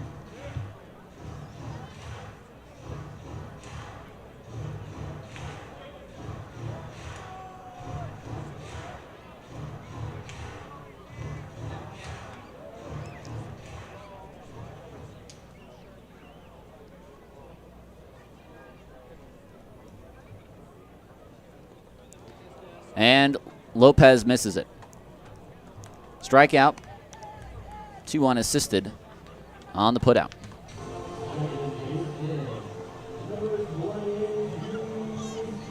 Second strikeout for Austin Schneider. Now it's Cantu with the bases empty and 2 away. That by no means means that a rally is over.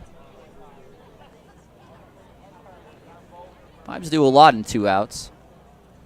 Ground ball. And it eats up Popham. He has not looked comfortable over there. It's the 4th error on the Owls today.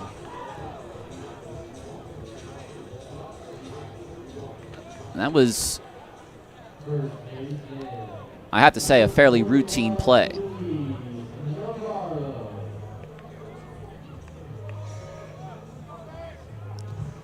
So with 2 outs, Navarro gets a shot.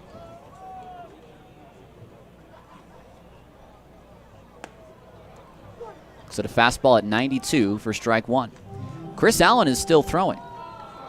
So Leo maybe just a stopgap.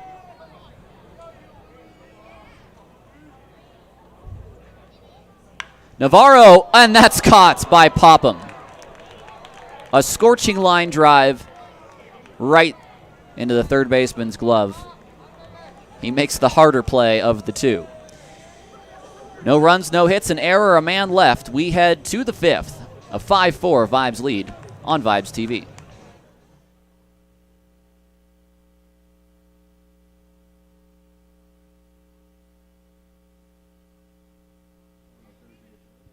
Hanging down here with this cool kiddo Cole. It's time for the Cap Shuffle game. So, buddy, how the game works, we'll look at that big screen. 3 Vibes baseball caps will show up. Baseball goes under 1. They're going to mix all up, and when they stop, you let me know where that baseball is at. 1, 2, or 3, all right? And don't worry, if you need some help, these Vibe fans will help you out, buddy. Yeah, they'll help you out, man. Are you ready, dude? Yeah. He's ready. All right, let's roll it.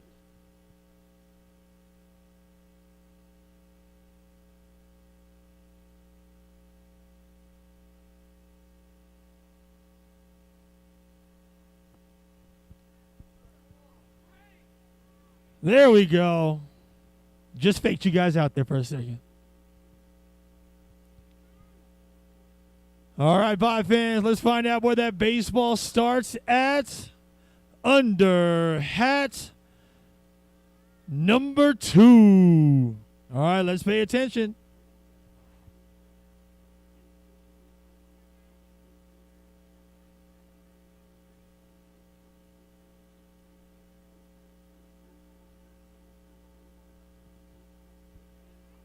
Where is that baseball under hat 1, 2, or 3?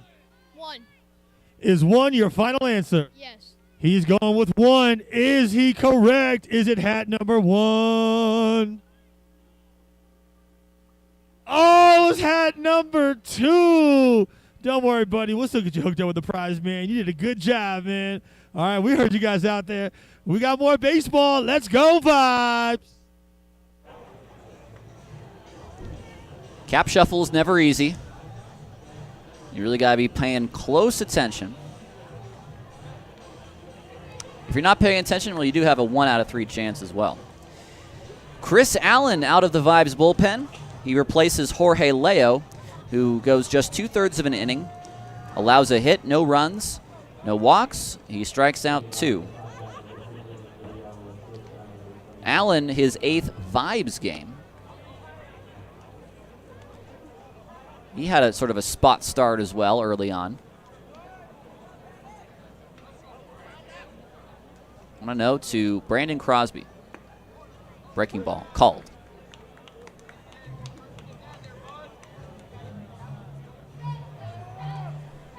Crosby 0 for 2. Ground out, strikeout. That's high.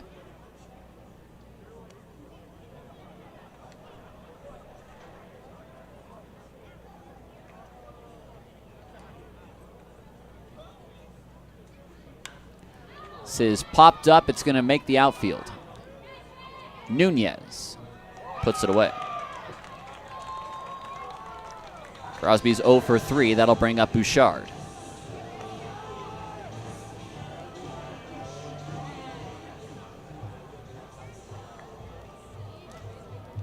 Both teams with 5 hits, the Vibes with that 1-run lead. The difference by far has been the 4 errors by the Owls.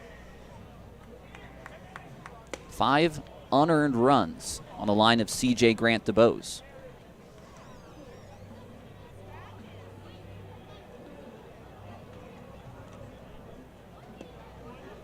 Bouchard takes strike 1.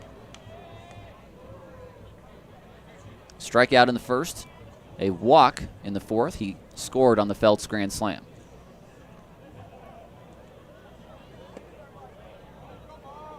Nice pitch, a tough take, ball 2.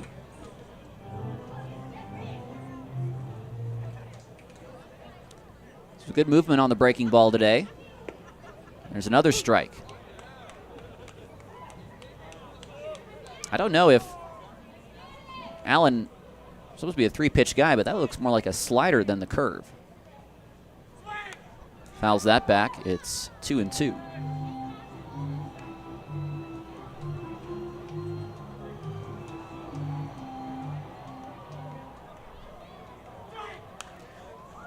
Bouchard this time stayed back, but he can only foul it out of play again.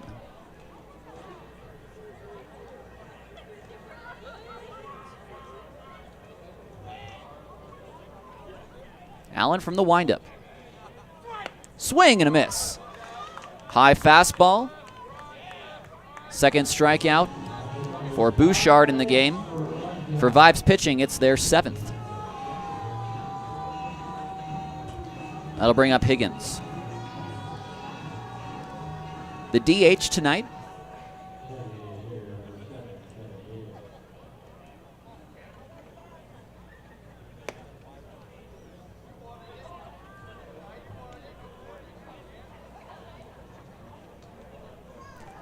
Vibes in the bottom of the inning have Michaels, Nunez, and Hansen. And it looks like those 3 will face Austin Schneider.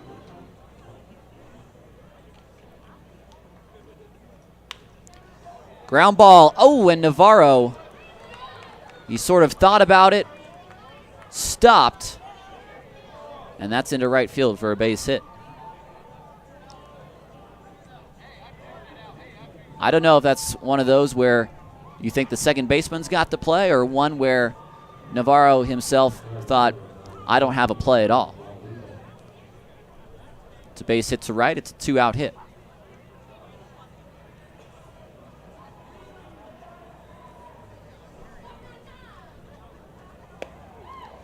Or the back leg of Guadalupe.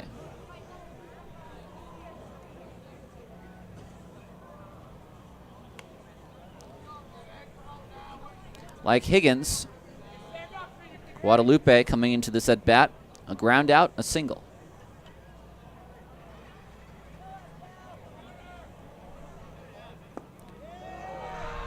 Too far out in front there.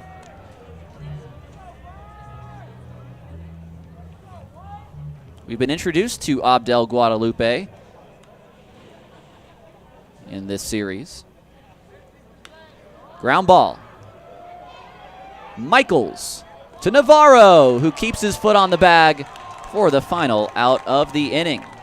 A hit and nothing else for the Owls. We head to the bottom of the 5th. Still a 1-run lead for Rocky Mountain. It's 5-4 on Vibes TV.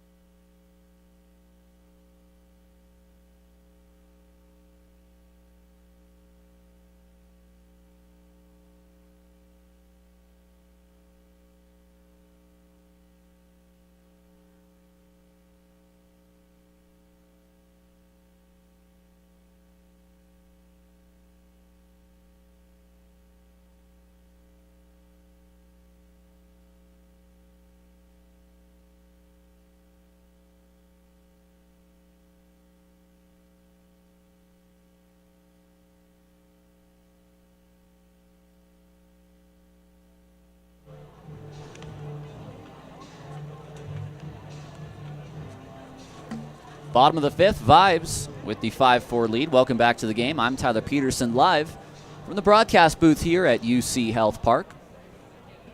The bottom half of the 15-5. Third baseman number 35 is Michael. Michaels to face Schneider. Schneider's been good out of the bullpen. 2 1/3. Scoreless, hitless innings thus far.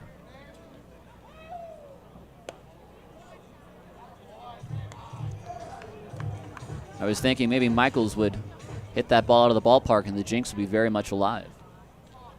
Would be all for that. Swing and a miss.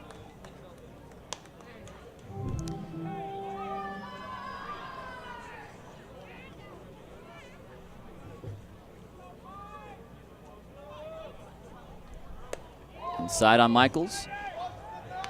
2-1. It's only the 5th ball thrown by Schneider in 22 pitches. He's had good movement on the breaking ball. It's been very effective. Michaels into the glove of Bouchard. So the last 2 hitters Schneider has faced actually have gotten very good contact, but it's been 2 hard line drives on the infield. Navarro into the glove of Popham to end the 4th, and now Michaels into the glove of Bouchard to start the 5th. Here's Ulysses Nunez.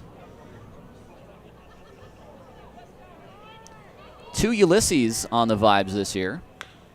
Ground ball, and it gets through Turner. That's going to be a hit for Nunez. 2 Ulysses, but they spell it 2 different ways. Ulysses Cantu, Ulysses, and Ulysses Nunez, Ulises. Here's Hansen now. He's 1 for 2 with an RBI single in the 1st. Nunez has a big lean over at first. Not going anywhere, and the first pitch is a breaking ball for a strike. Really got deep in a crouch. Hansen has showed bunt quite often recently. They're going to check on Nunez who gets back. Popham about even with the bag at 3rd.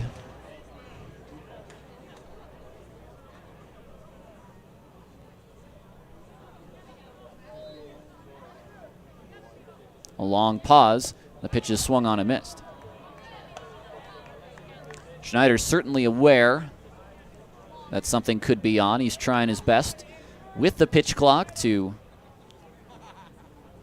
shut down the ground game as much as he can. It's 0-2 to Hansen.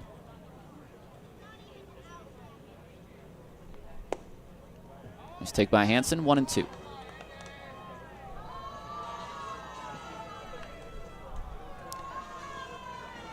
Hansen's fast. He'll be a tough guy to double up.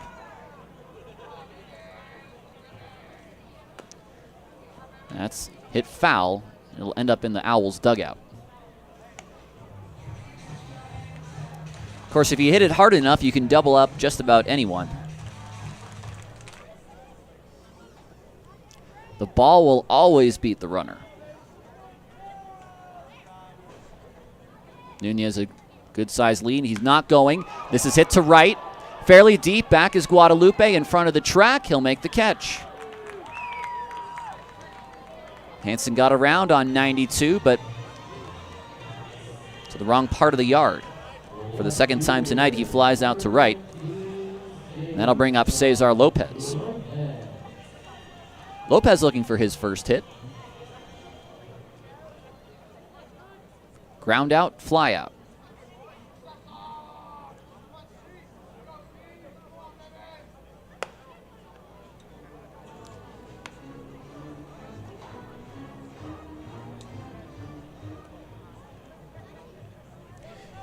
Nunez 0 for 1 on stolen bases this year.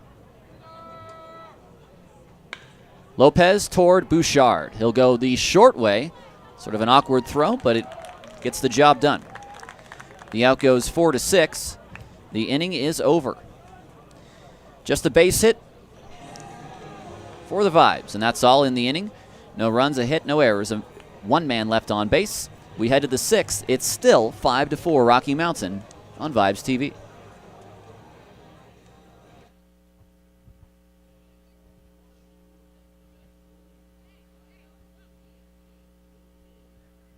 Hanging down here with Declan and Ronan, it's time for the Toasty Dance-Off. So how the game works, when I say go, you guys got 20 seconds to show us your best dance moves. And then after that, we'll go to the crowd and find out who's the winner. Are you ready, buddy? Yeah. Are you ready, dude? Heck yeah. Oh, heck yeah. All right, I like that. All right, here we go. In 3, 2, 1, go!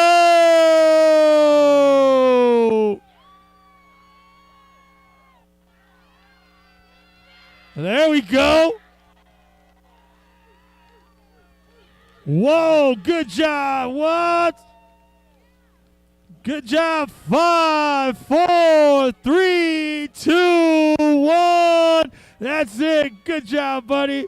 Good job. All right, Vibe fans, let's find out who's our winner. What about Declan?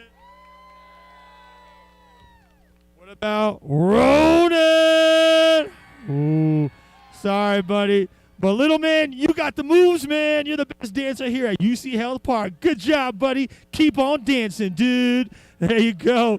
All right, we got more baseball. Let's go, Vibes.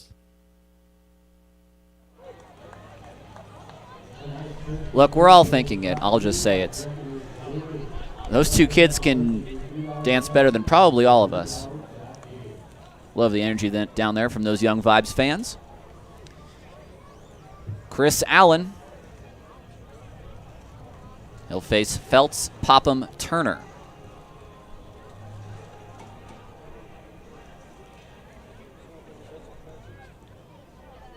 A 5-4 lead for Rocky Mountain here in the 6th inning. Feltz runs through a bunt. It's 0-1.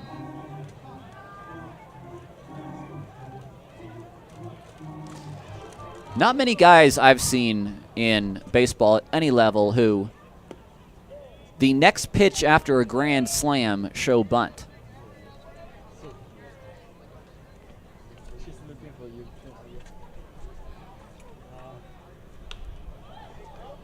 Swings at a pitch that almost hit him. It's 1-2.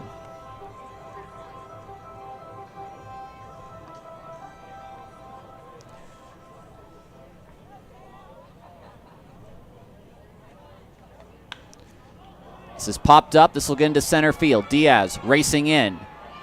He will get there and make the catch.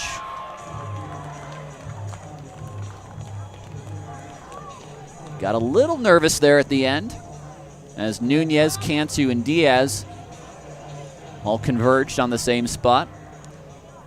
And Gio had it all the way.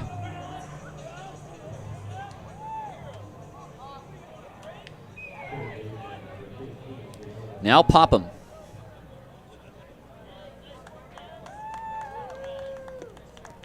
A big cut and a miss. Couple errors for Popham in the field. He walked, he was caught stealing, and he grounded out.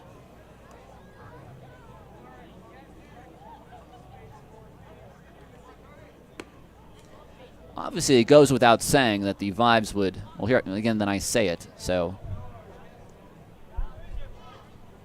much for that idiom.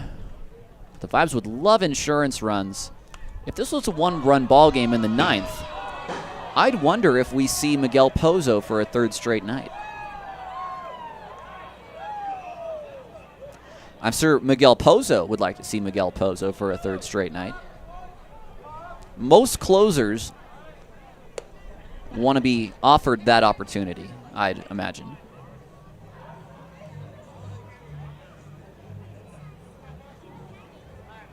What is it about closers in baseball that are a little more odd or a little more fiery than the rest of their pitching staff compatriots? And just in my lifetime, guys like Heath Bell, Brian Wilson, Grant Balfour.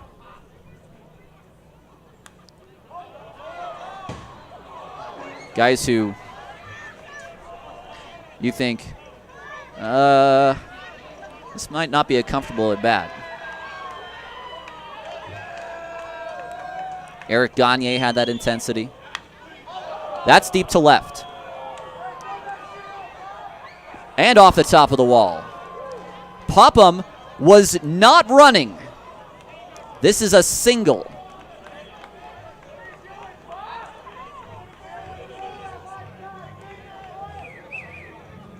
Rocky Mountain will take it. He watched it. He had the bat flip. Cesar Lopez with a quick throw in. And if there was kangaroo court in the NoCo locker room, that would be a kangaroo court fine.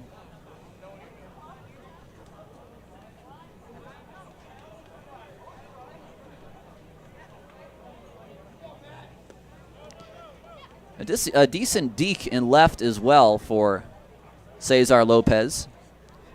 That might have factored into why Popham is only at first. This is Turner. Man on, man out. A touch low.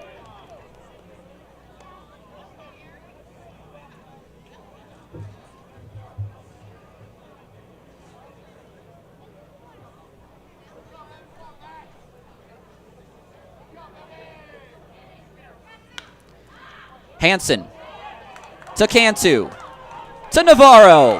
6-4-3, inning over.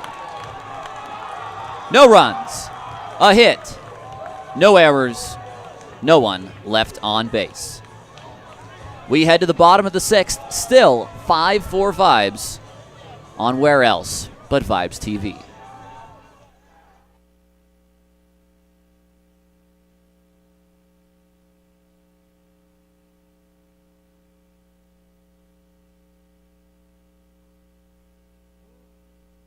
The next expert packer, putting him to the challenge. It is time for the Pack In, Pack Out Challenge. Buddy, what's your name, man? Mason. Mason. All right, so turn around, buddy. When I say go, you're going to go around the outside of this field, packing your camping bag the fastest. When you get to that last item, turn around, race back. And if you do that under a minute, get you hooked up with a prize, man. Mason, are you ready? He's ready. Let's cheer him on in 3, 2, 1, go! Let's cheer him on, Vibe fans. Oh, there you go, buddy. Just stuff it in there, man. There you go. Keep it going. All right, turn over. Race back, dude. And is he going to do it? Just in time. He has made it. Good job. You are a true camping expert, man. We'll get you hooked up with the prize, man. Hope you had fun, dude. All right, more baseball. Come on, Vibe fans. Let's make some noise.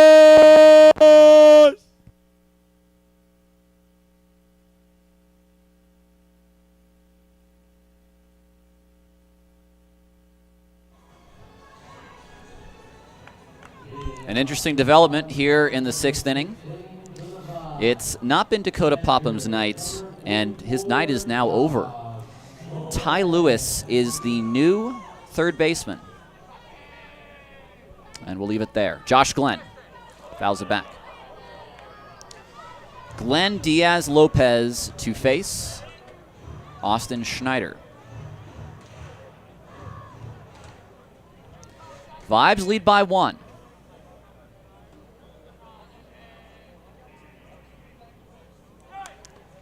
Glenn a good swing. Another foul ball.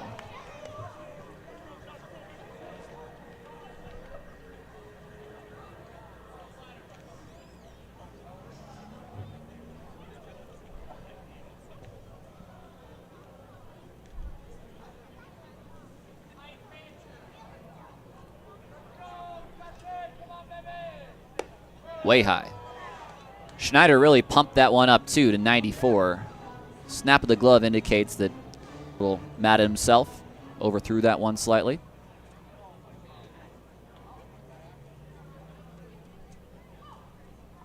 Glenn looks at strike 3 called.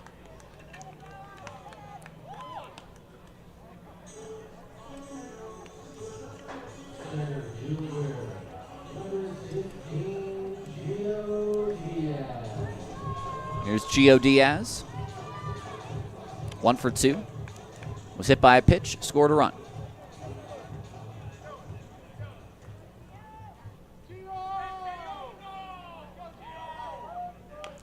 Weak ground ball. Schneider. Underhands in time. The out goes 1-3. Diaz is quick. But Schneider with a nice play, 2 away.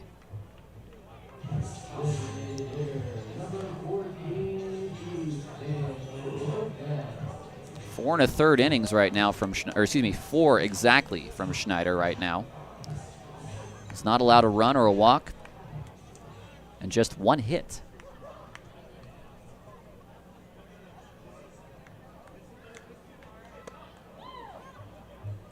Ethan Lopez has a home run in this series. It was his 5th. That came 2 nights ago. Looking for his first hit of this game. He's 0 for 3. Looks like it's 2-0. Well, that breaking ball has been good from Schneider. The last 2, not so much. Maybe you sit breaking ball on 2-0 and give it a big swing. It was a fastball. Lopez fouled it back. 92 from Schneider.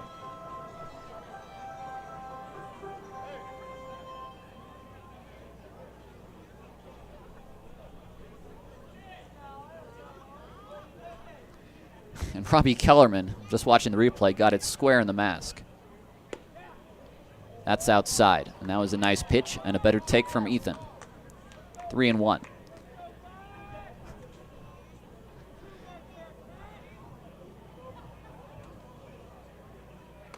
It's outside, ball 4. It's the first walk issued by Schneider. That'll bring up Cantu, who is the Vibes home run leader. I think we're getting some action down now in that Owlz bullpen. Nothing much more than stretching at the moment.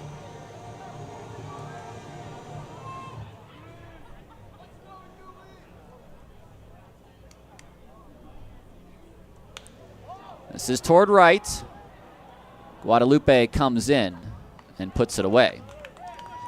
The walk, nothing else. No runs, no hits, no errors. A man left on base.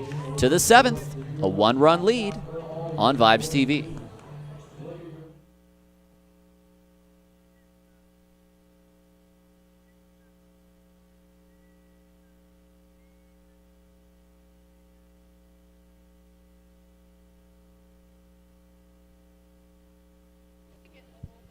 It is time for one of the new games, the Banana Roll. So we have our 3 contestants right over here.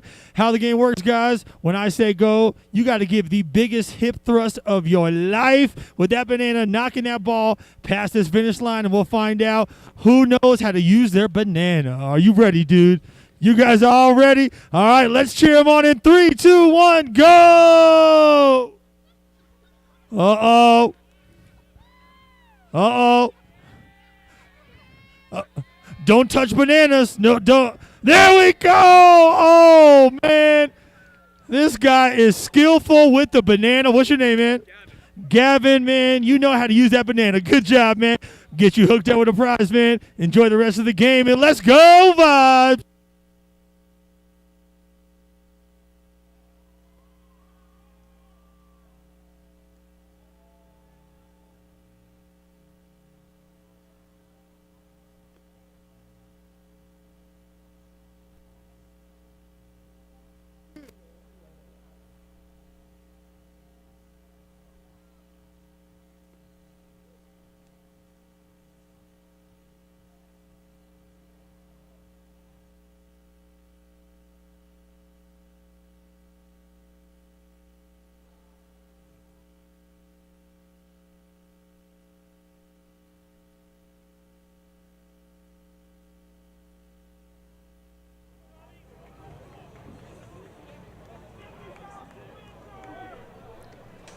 9-1-2 to face Chris Allen here in the top of the 7th inning.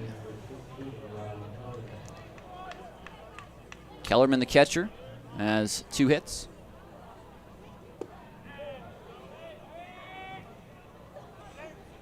Appeal to first, no, says Rob Minter.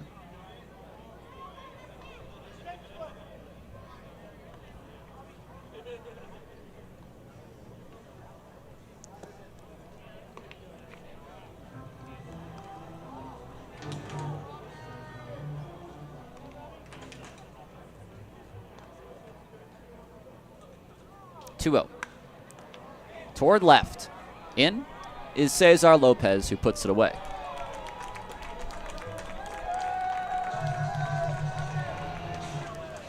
Felipe Rodriguez now warming in the Vibes bullpen.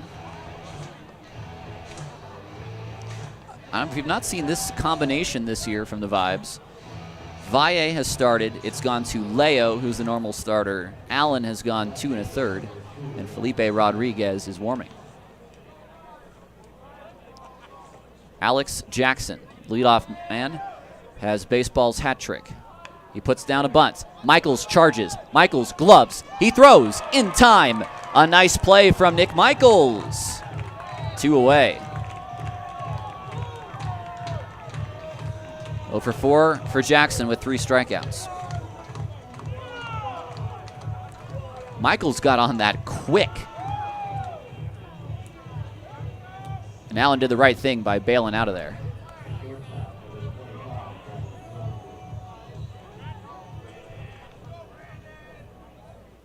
Brandon Crosby with 2 away.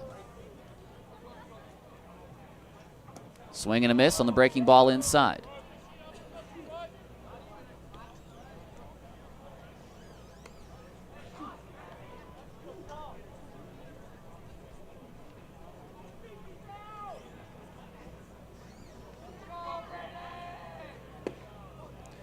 That's a called strike 2.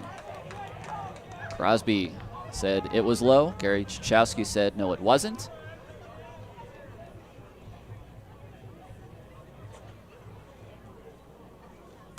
Fouled back.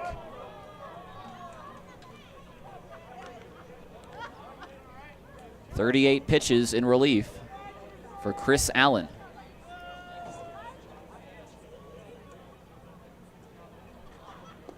That's down low. Still no one actually throwing in the Owlz bullpen, and with the way Schneider is throwing,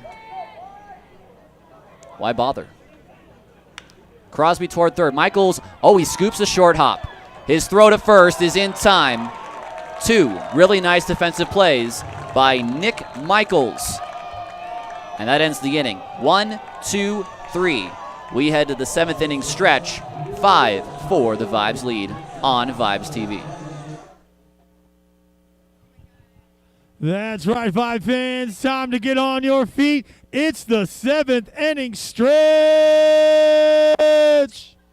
Hanging out here in the banquet hall. It's time to sing "Take Me Out to the Ball Game." You guys know the words. Let's all sing along.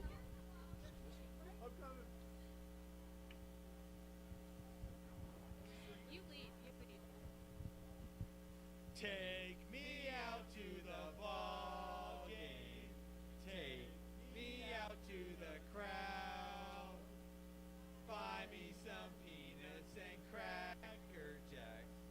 I don't care if I ever get back for his root for the home team. If they don't win, it's a shame. For it's 1, 2, 3 strikes, you're out at the old ball game. Let's go, Vibes!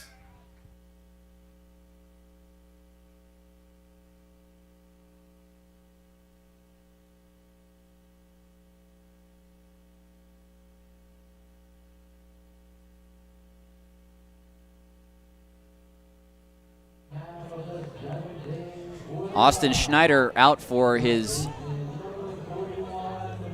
5th inning of work.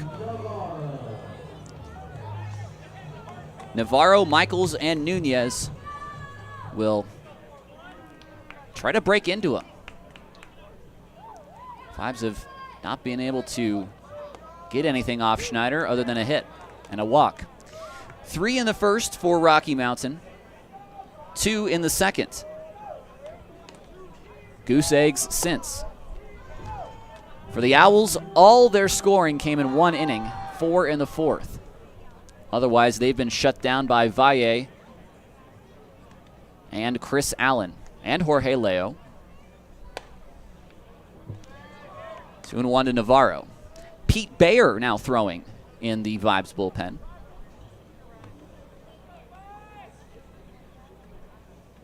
Navarro to right. Guadalupe coming in. He'll have to play it on a hop. Luis with his second hit. And that'll bring up Michaels.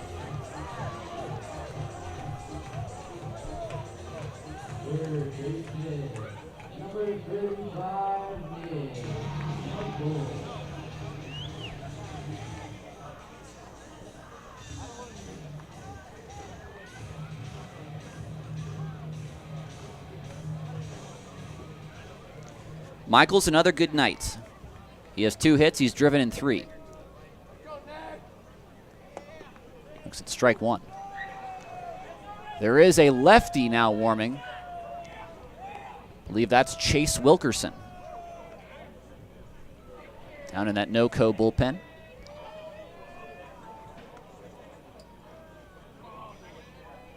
Michaels looks at strike 2.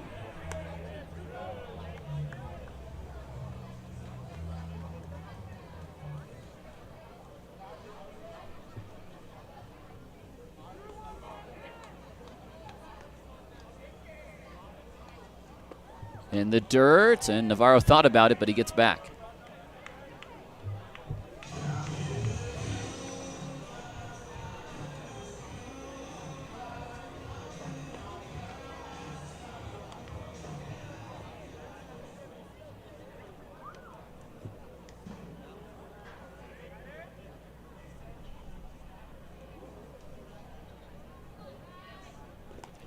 Did he go? The answer is yes.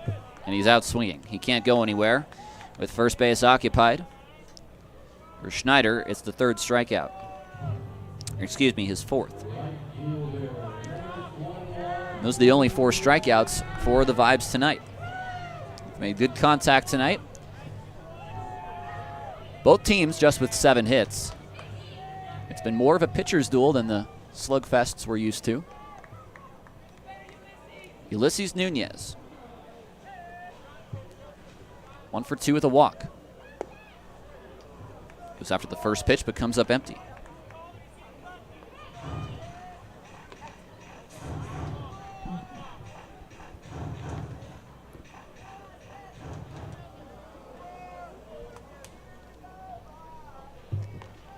Nunez again.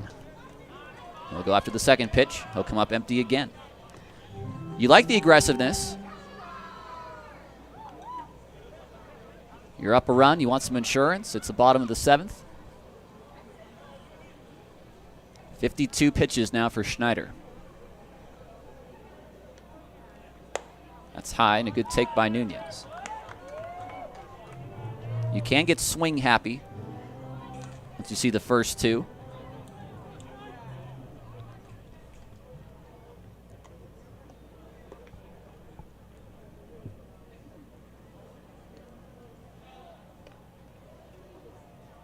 Here's the 1-2. That's hits Nunez, and that's a base runner. And that's huge on 1-2. The Vibes have 2 men on, 1 man out. It just burns as a pitcher to give a hit by pitch on 0-2 or 1-2.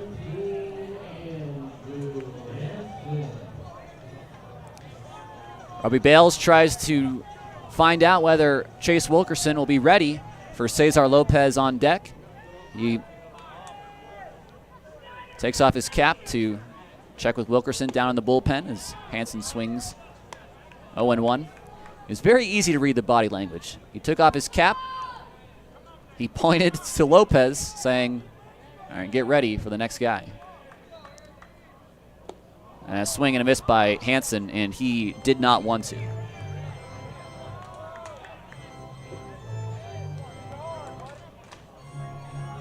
RBI single, 2 flyouts to right. That's the day for Hansen.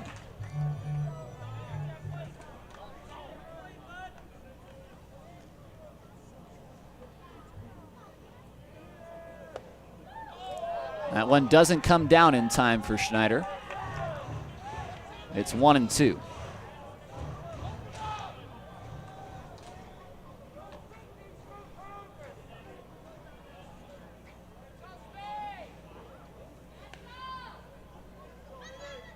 Hansen fights it off over first. That's going to fall fair.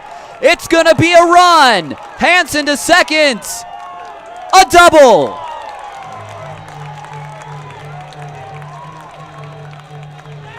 Dave Hadjic at first base, he read it all the way. He was sending his players. Navarro scores from second. Going to third is Nunez. 2 hits for Hansen. And his second RBI. And as expected, here comes Robbie Bales. He's going to go to Chase Wilkerson to face Cesar Lopez. Valiant effort from Schneider out of the bullpen. He gives up the run here in the 7th. Vibes have second and third and 1 out when we come back on Vibes TV.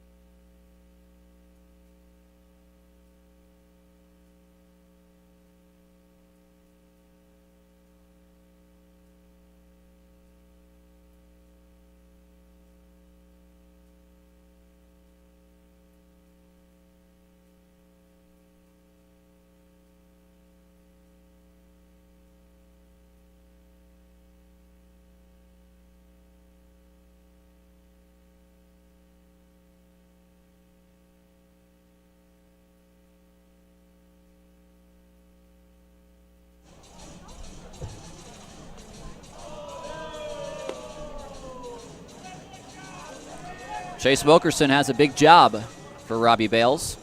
It's to get out of a second and third 1-out jam that the Vibes have put together. Single hit by pitch and double in the inning. Navarro scored. Nunez, he's at third. And Hansen, who had the RBI double, is at second. For Austin Schneider, 4 2/3 innings out of the bullpen. He allowed 3 hits, 2 which came in this inning. So far, a run which is earned. Both men, his responsibility. A walk, 4 strikeouts.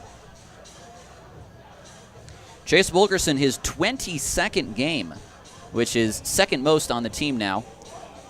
3 behind Kyle Atkins, 1 in front of Chance Benson. A 9.89 ERA. 23 2/3 innings. He's allowed 30 hits. He's struck out 28. He's walked 31.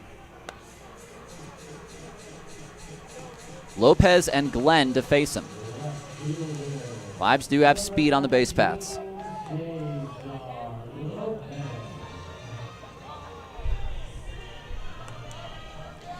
Lopez still looking for that first hit tonight.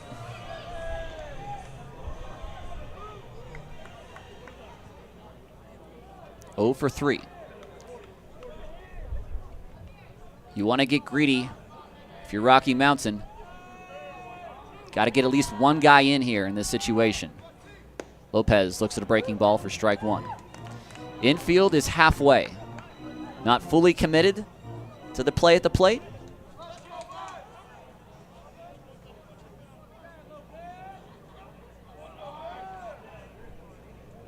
They creep in, and that's strike 2. So now Lopez has to protect. Seen that breaking ball from Wilkerson. And now the infield comes all the way in. Everybody on the grass. Lopez swings and fouls it back.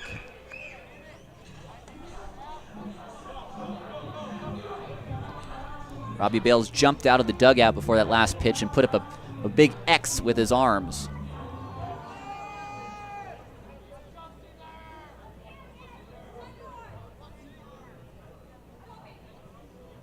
That's a base hit to left field. 1 run scores. They're going to hold Hansen at third.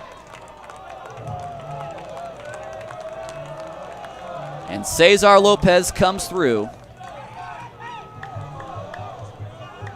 An RBI single to score Nunez.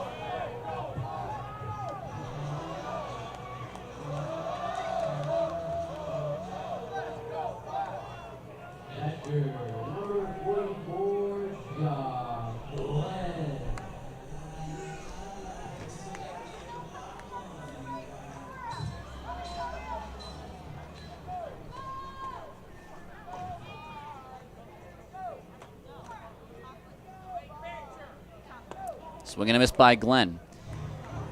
I've just been informed, and informed correctly, that we do have a correction to make. And again, these kind of changes aren't announced to us. 1-1 to Glenn. It's outside. Dakota Popham, I owe him a little something back. He was not the man who was replaced by Lewis. Dakota Popham moved over to first, and Turner was replaced. Lewis in the game at third. So I apologize for that. That's high to Glenn. But Blake Baker, the comms man up in NoCo, my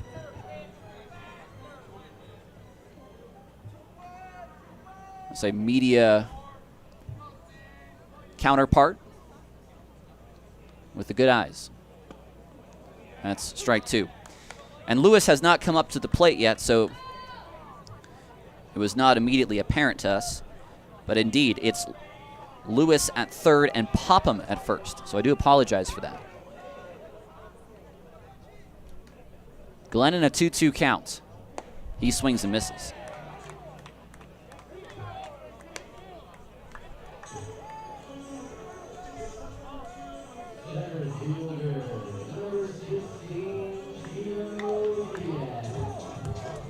Two men on for Gio Diaz. Glenn, his third strikeout of the ballgame.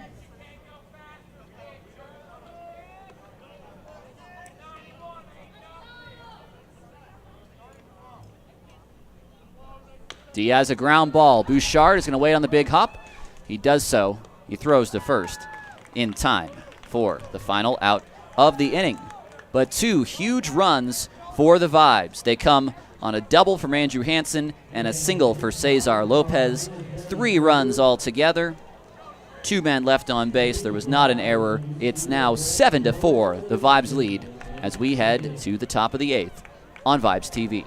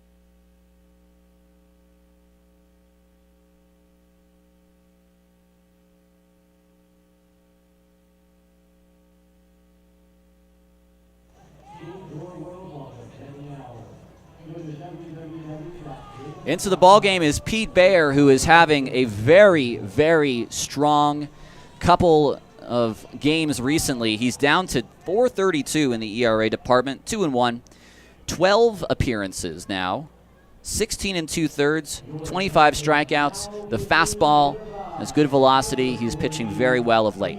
He replaces Chris Allen, who goes 3 strong innings, allowing just 2 hits, not a single run or walk, and struck out a batter. It is a 3-run lead. Should it stay that way going to the 9th, it would be a save situation, and it would be interesting to see whether or not Miguel Pozo comes into this game. He's thrown back-to-back nights and not quick innings either. I might venture a guess that if Bayer can get through a quick 8th, then he might get the 9th as well.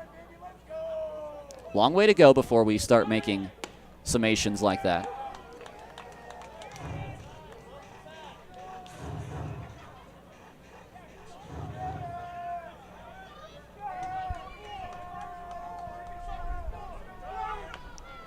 Fouled at the plate, 2-2. This is Tim Bouchard, who is 0 for 2. He walked and scored in the 4th.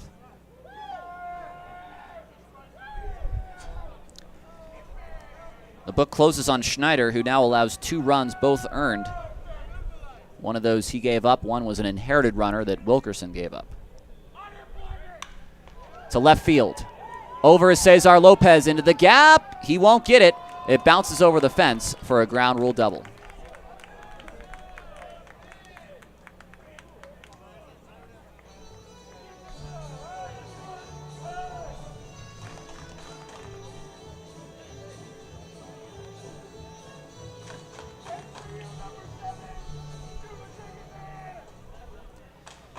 Now Kevin Higgins, the DH tonight. One of 2 Owlz players tonight with a multi-hit game. He is 2 for 3. The other is Robbie Kellerman, who didn't even start tonight, but replaced Marshall Rich after a presumed injury. Rich took a ball in the dirt off the knee, which kept him down in the dirt for a while. That's a base hit to center field. 3rd hit for Higgins. Diaz will throw to the cutoff man at second. And Higgins has driven in Bouchard. It's 7-5.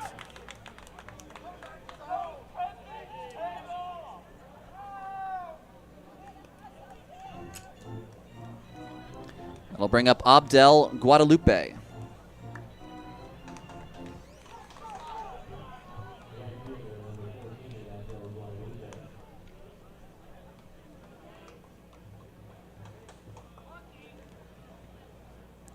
He shows bunt, pulls it back. It's strike 1.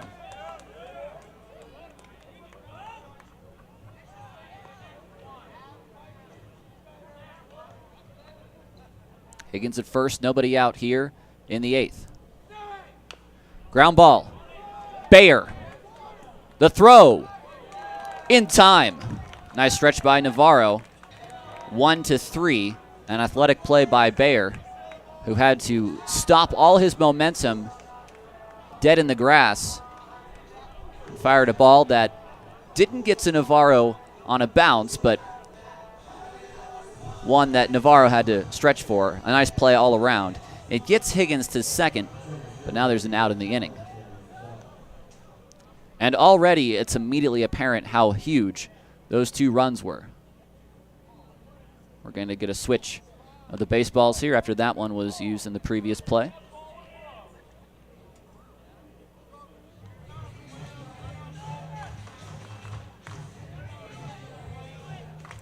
Felt's 1 for 2. The one was a grand slam.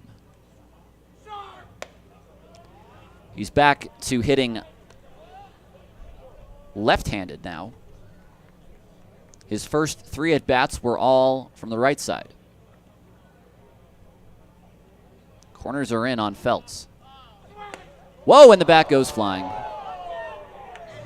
And immediately he asks his dugout for Maybe a little extra pine tar or something to get a little bit more stick on that bat.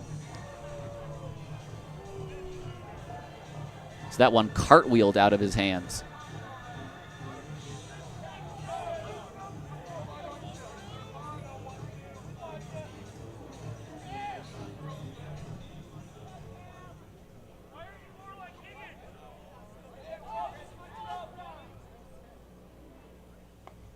Here's the 1-1. Feltz, line drive, foul. Just so. Another 2 feet. May have been an RBI triple. Just a loud strike.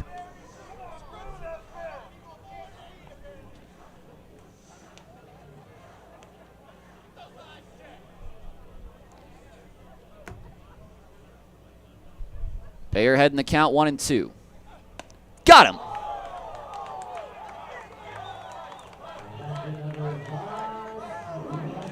Another Vibe strikeout, their 8th of the game.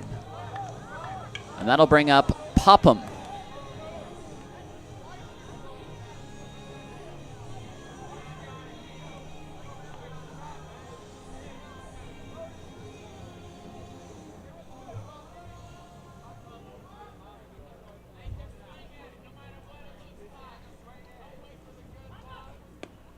That's outside to Popham, 1-0. 1 for 2.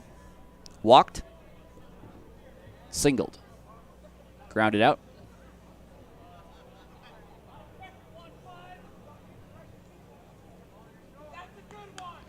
Fouled back. Off the sweets. Back down, and someone's going to get a foul ball here. He's going to offer it to a kid, and that's a nice gesture.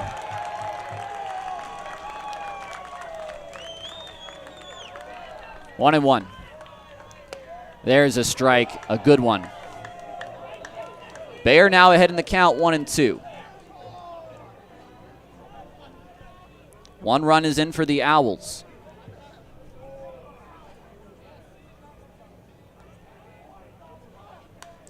Popham stays alive. That one out of the ballpark.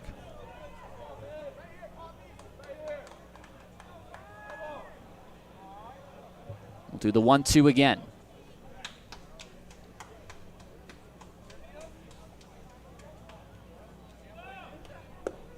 That's low. Popham with a good take. Kevin Higgins at second, who has the RBI single in the inning.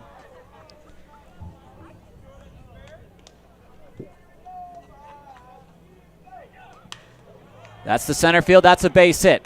Charging is Diaz. They're going to wave home Higgins. The throw is cut off, and it's going to be an RBI single for Popham, and it's a 1-run ball game. Thought we might have a play at the plate. It was a little offline, though.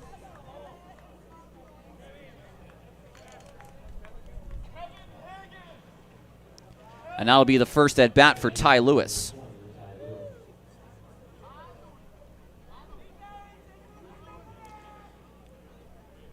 I don't know then why Turner was taken out.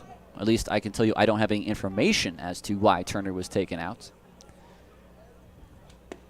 Strike 1 to Lewis.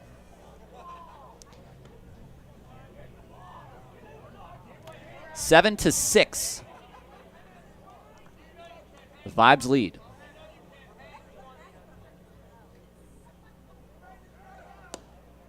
There's strike 2 to Lewis, who very blatantly argues with Gary Chachowski. 0-2.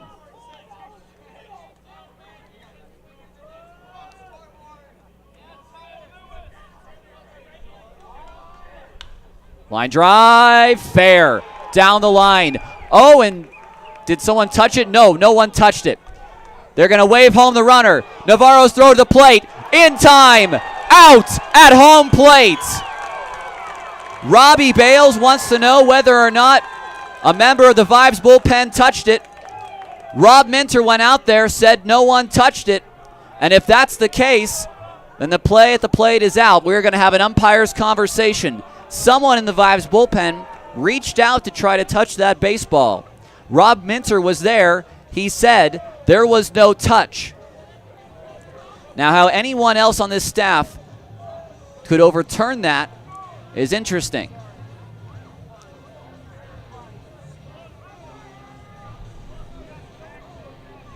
It's a single for Lewis. The play is 9-3-2 for the out at the moment.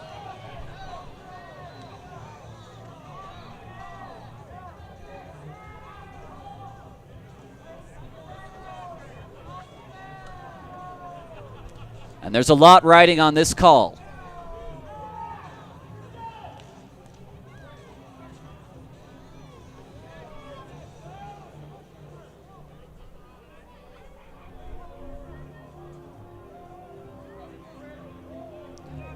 This is a long discussion.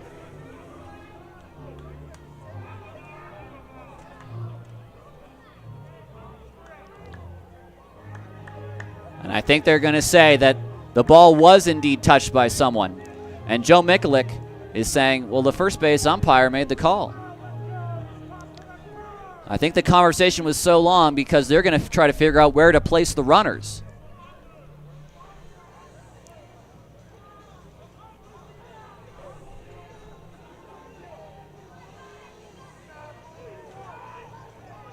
If Anthony Painter says that he saw a player touch it, then that means,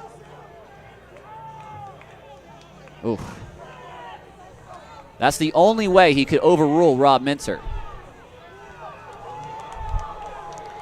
I think this game is going to be tied here in a second, once we know what the ruling is, and it does not look good right now for the Vibes.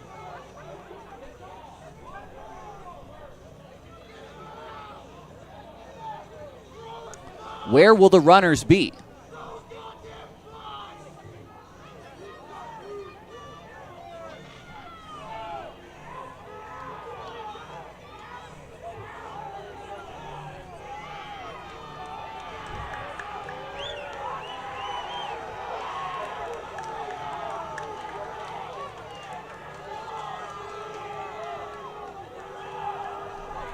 There goes Joe.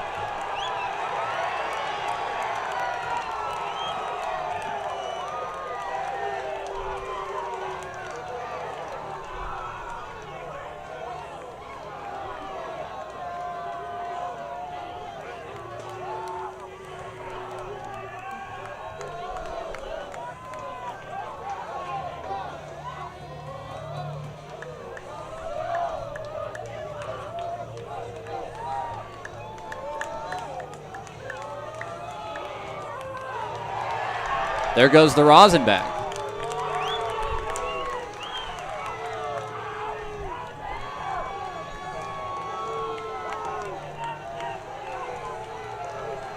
We still don't have a ruling, though, as to where the runners are.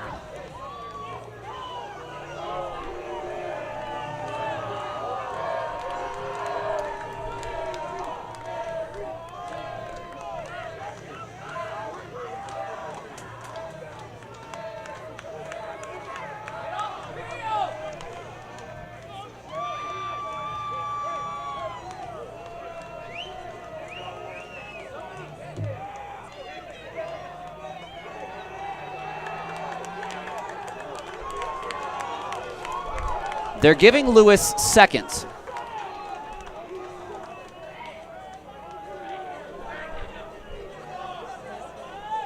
Where's Popham?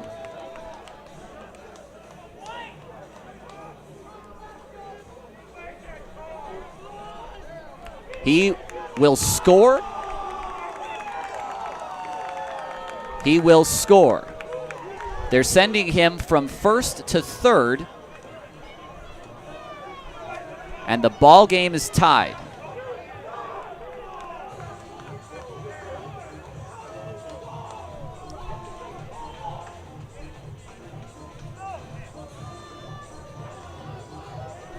The game is tied.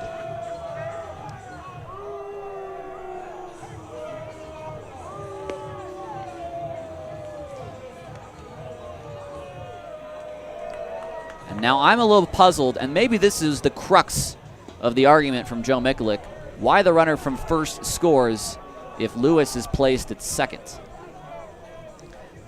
The call was made by Anthony Painter, the third base umpire, that one, the ball was touched, and then the placement of the runners.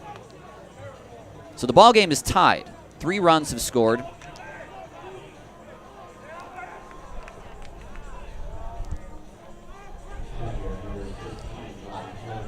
Lewis will get a double.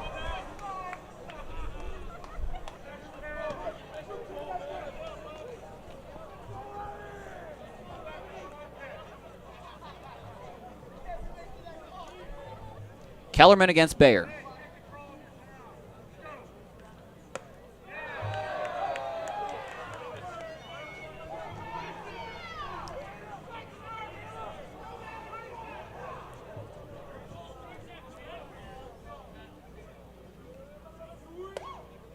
I'm still having trouble understanding why the runner gets home plate.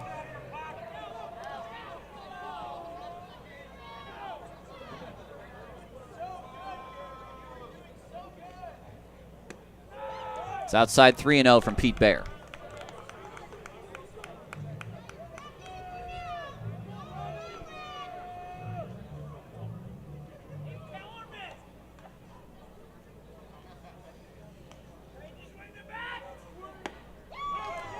Strike one at 93 from Pete Bayer. A whole new complexion between these two teams throughout the year. We have seen rulings which both teams have argued vehemently. The inning is over. The game is tied. It's 7-7. We head to the bottom of the 8th on Vibes TV.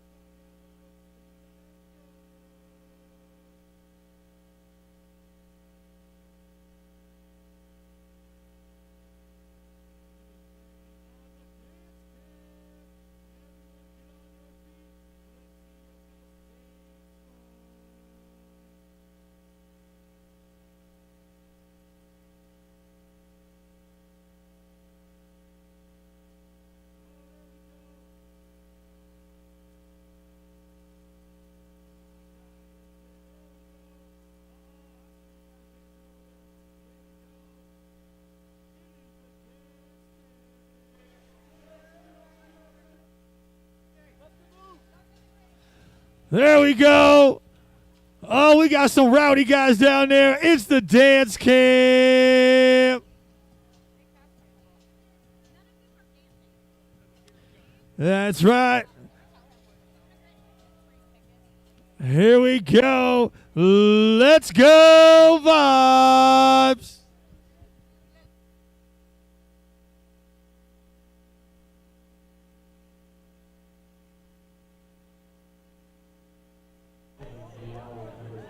Well, as you may have heard, the DH is out.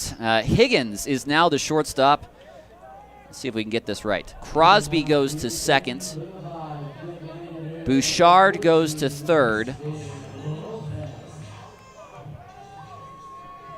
And I think Lewis is out of this ball game. Chance Benson is into the ball game in the spot of Lewis.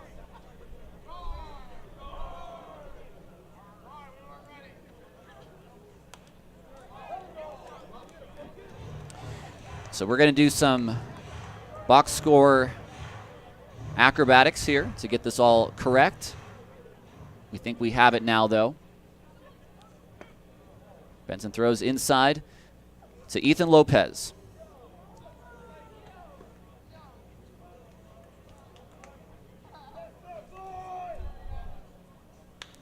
To right field. Back is Guadalupe in front of the track. He's there. He makes the catch.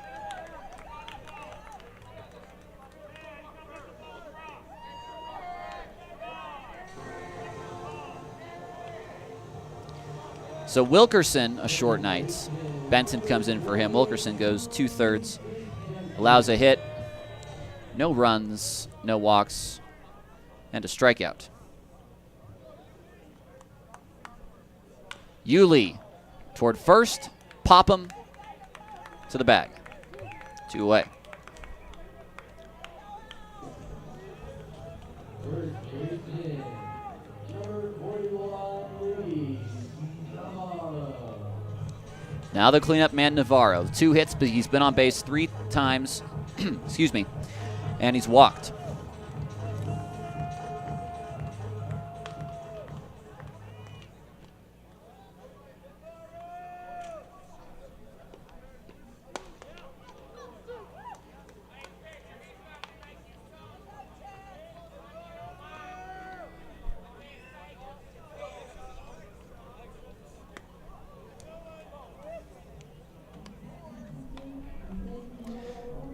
Seth Davis, Felipe Rodriguez, both in the bullpen. Navarro is swinging a miss. It's 1-2.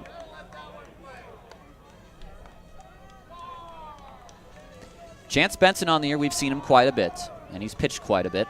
22nd appearance. Inside for strike 3, and Navarro is hot.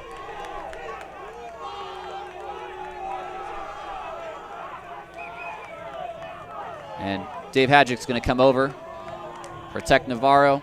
Chachowski let Navarro have his say, and then waved him off. 1-2-3 for Benson. We head to the 9th in Hanging a over here tied with our ball next game. contestant for Up the Mountain, Down the Mountain. What's your name, bud? Tyler. Tyler. All right, so how the game works, man. High or low. So I'll flip a card. You let me know if that next card is higher or lower, all right? You get 2 out of 3, you walk away with the prize. But if you don't, you get a pie to the face. Oh, it is on. All right, here we go, Tyler. First card, a 9. Higher or lower? Lower. He's going with lower. Is he correct? Oh, good job. All right, next card, a 6. Higher or lower? Oh, good job. One more for fun real quick. A 2. What are you thinking? Higher. You know, got to be higher. Oh, you know what? That's the tie right there. So good job. You know what? You're walking away with the prize, but you know what? You never beat the house, man. So you get a pie to the face. A little bit of a free dessert, man. Good job, man. Still get you hooked up with the prize, man. We got more baseball. Let's go, Vibes.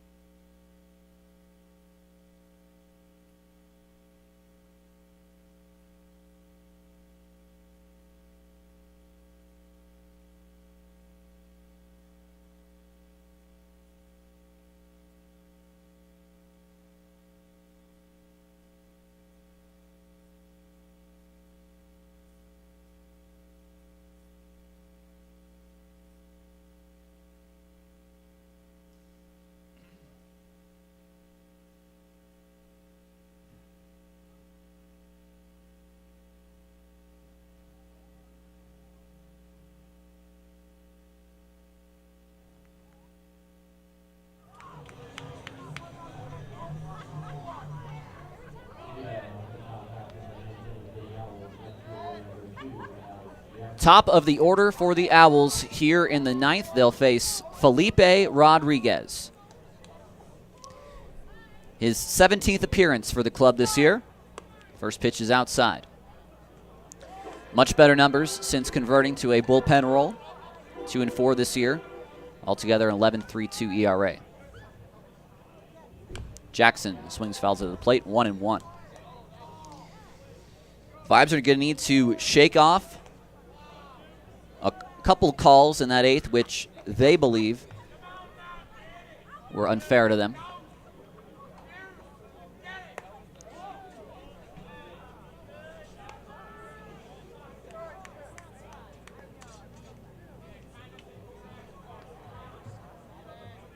Rodriguez trying to send this game to the bottom of the 9th.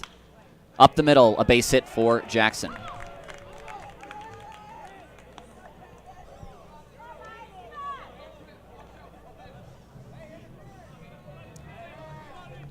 Owlz closer Christian Griffin warming in the bullpen.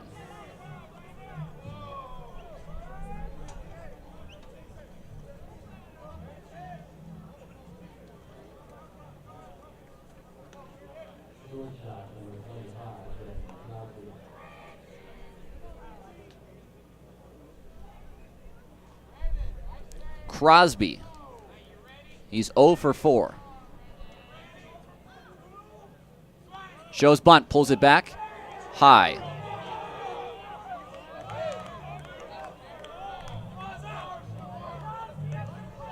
Robbie Bales not afraid to put the bunt down in any inning.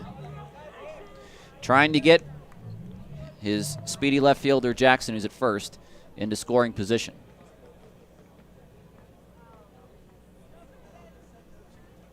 Ground ball. Hansen to Cantu. To Navarro. A double play. Could not have come at a bigger time in this ball game. 6-4 to 3. 2 away. The bunt was taken off, and the very thing the Owlz tried to avoid came to pass. It's huge for Rodriguez and huge for the Vibes. Bouchard, 2 outs. Base is empty. Strike 1. The Vibes in the bottom of the 9th will have Michaels, Nunez, Hansen.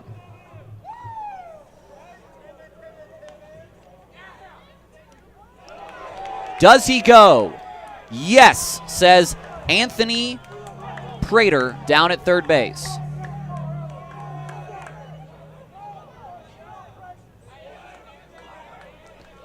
Oh and 2 to Bouchard. From the windup. High. I think the juices are flowing right now all around this ballpark.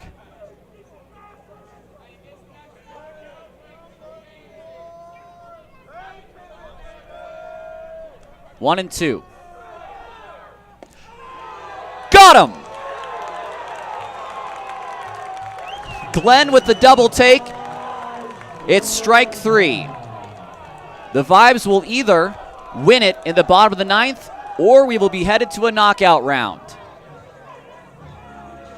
A 7-7 ball game on Vibes TV.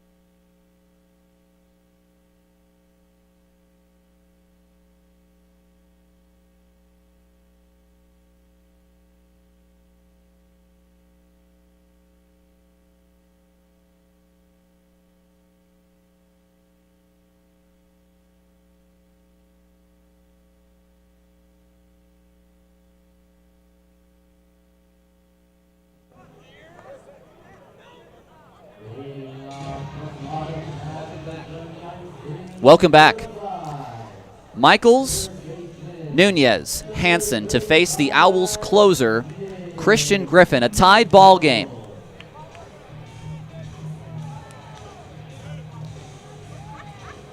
Seven saves for Griffin.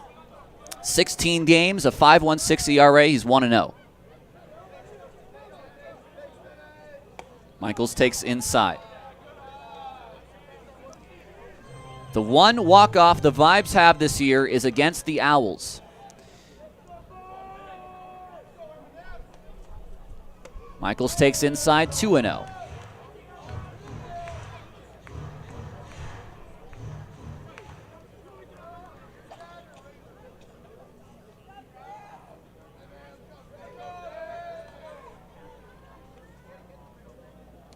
Michaels takes outside, 3-0. I think we may see the stop sign here. Dave Hadjick down at third base after Vibes manager Joe Miklik was ejected. Take sign was on. He takes it for a strike. Chance Benson, a scoreless inning. Strikeout does not allow anything else. Passes the torch to Griffin. Michaels down the line, foul. The count will run full. Michaels a home run yesterday. He's 2 for 4 in this ball game. 3 RBI, a double and a single. Way outside, it's ball 4. The Vibes with the potential winning run on base. How do they want to play this? Tim Bouchard, he's already taken the next step. He is pulled onto the grass. Nunez, Hansen, Cesar Lopez would be the next 3 batters. Joe Encarnacion, he's standing in the area of the on-deck circle, goes back in. Ground ball, Higgins. And he drops it! Everybody's safe! It's an error! The 5th of the night! Just into the ball game last inning. And he boots what might have been a double play. Now Hansen, who bunts an awful lot. Would he put down one here? He has 2 hits. He puts down the bunt. He puts it down foul.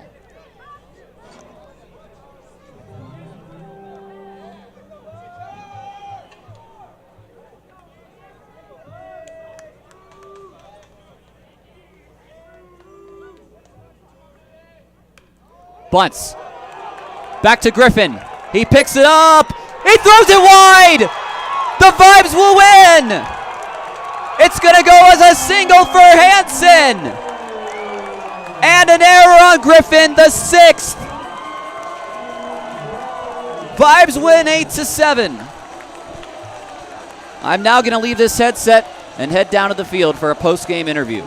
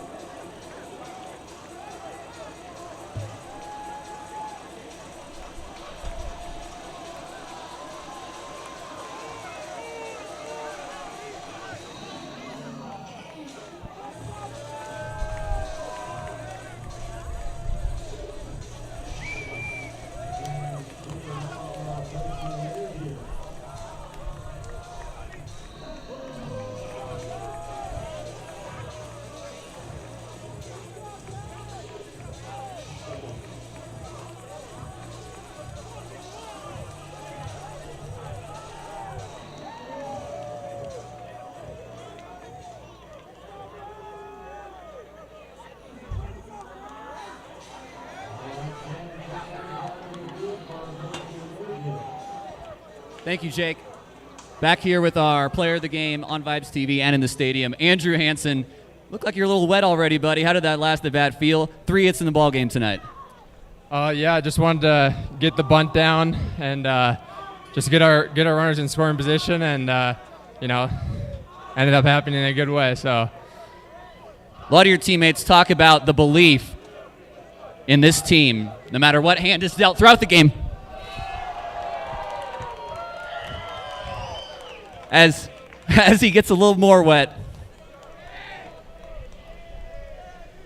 I'll ask you again. So a lot of your guys talk about this team never gives up, no matter what happens during the game. How cool is it to play with a group of guys like that?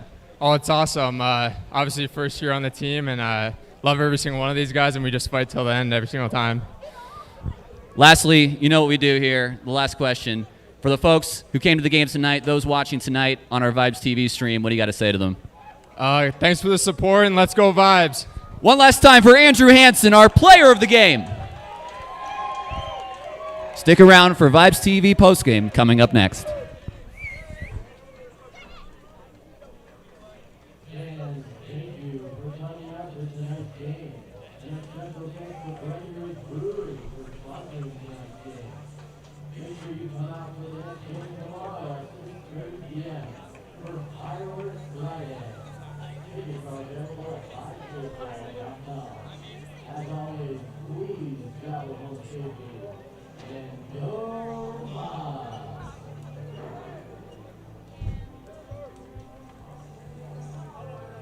no, sorry.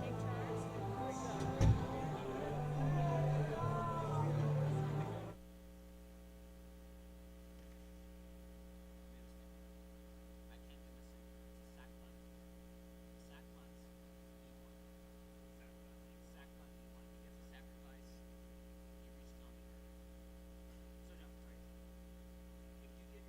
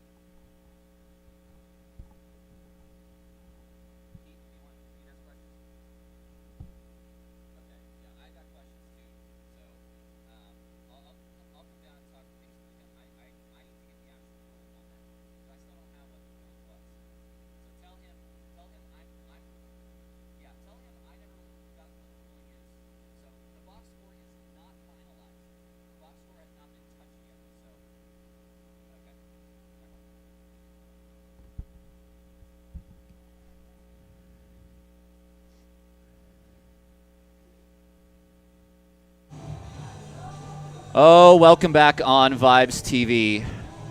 A wild ball game. A wild ball game. Let me say it one more time for you. 8-7, the Vibes win. Another one-run contest between these two teams. 3 games in this series. 8-7 to the Owls, 9-8 to the Vibes, 8-7 to the Vibes. The Vibes get their second walk-off win of the year. The win goes to Felipe Rodriguez. He's now 3-4. All 3 wins for Rodriguez this year out of the bullpen. Christian Griffin, he takes the first loss of his season. He is now 1-1. The game time was 2 hours and 59 minutes in front of 1,379 fans. A pitcher's duel throughout the ball game. Runs came early, though. 3 in the first for Rocky Mountain, 2 in the second. And then all 4 of the Owls' runs in the 4th inning were on a grand slam. A 5-4 ball game. It lasted that way until the bottom of the 7th. A double from Hansen. A single from Cesar Lopez. And the Vibes had 2 very important insurance runs. But then, something which I still don't have an official ruling on, and I do need to get that official ruling to really make sure my box score is correct. But 3 runs for the Owls. 1 came in on a Higgins RBI single, but with 2 outs. 2 runs came in. 1 on a Higgins single, 1 on a Dakota Popham single. It was 7-6. Popham was at first. Ty Lewis, in his first at bat, doubled down the right field line. A Vibes player in the bullpen thought it was a foul ball, went over, almost to try to grab it, but then pulled his hand back right next to the ball. Rob Minter, the first base umpire, signaled basically the safe sign saying he did not touch it. The ball was picked up by Ulysses Nunez. He fired into Luis Navarro, who fired to the plate. Popham was coming all the way around from first, out at the plate on a very close play. But then the umpires got together. Anthony Painter, the third base umpire, came over, did most of the talking, and it was a long discussion. And it got so long, it was sort of like, well, maybe they're not talking about whether you touched it or not. Maybe they're talking about where to play. Joe Mikulik was called over by third base umpire. A discussion ensued. It turned into an argument. It led to an ejection. The sticking point, I would have to believe, and again, my speculation alone, Popham, who was at first, was given home plate, which tied the ball game. Lewis was given a double, presumably at this point ruled a ground rule double.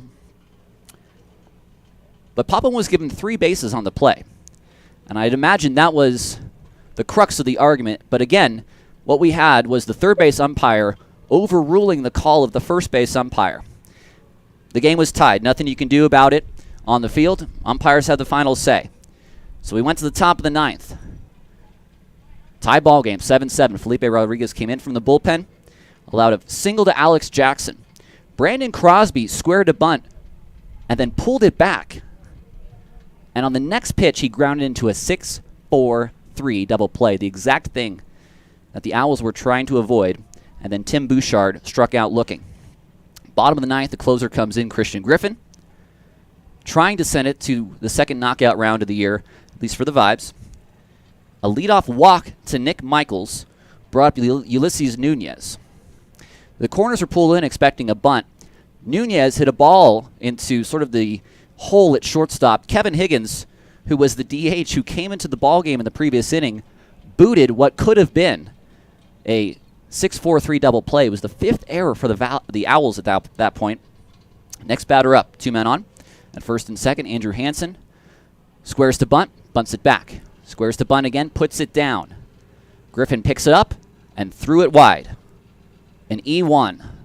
The 6th error for NoCo, the 8th run for the Vibes, and that was the ball game. The Vibes are now 6-8. The NoCo Owls now 7-7. The Vibes, they pick up a win in the standings as Grand Junction lost to Ogden earlier. They're now 4.5 back of first place. I want to thank our technical director tonight, Scott Benke. Our camera operators, Marissa, Hayden, and Enda, thinking of you. I'm Tyler Peterson. Thank you so much for tuning in. And again, as I said earlier in the day, before we went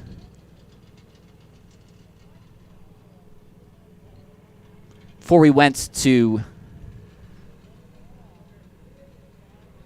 Sorry, folks, I just lost the connection there. But before we went to this game, thank you so much for helping us reach 1,000 subscribers this year on Vibes TV. Our next game will be tomorrow, a 6:30 start, as they all are. It's a fireworks night. So if you have not been coming to this series so far, come tomorrow. Don't worry about me. Come out to the game. It'll be a great night. It'll be one of our... We got a couple more fireworks nights by the end of the year, but come tomorrow night. Should be a great game. We've had 3 one-run ball games. The Vibes, they're up in the series 2-1. Again, the final score tonight, Vibes 8, Owlz 7. Have a good rest of your Thursday evening.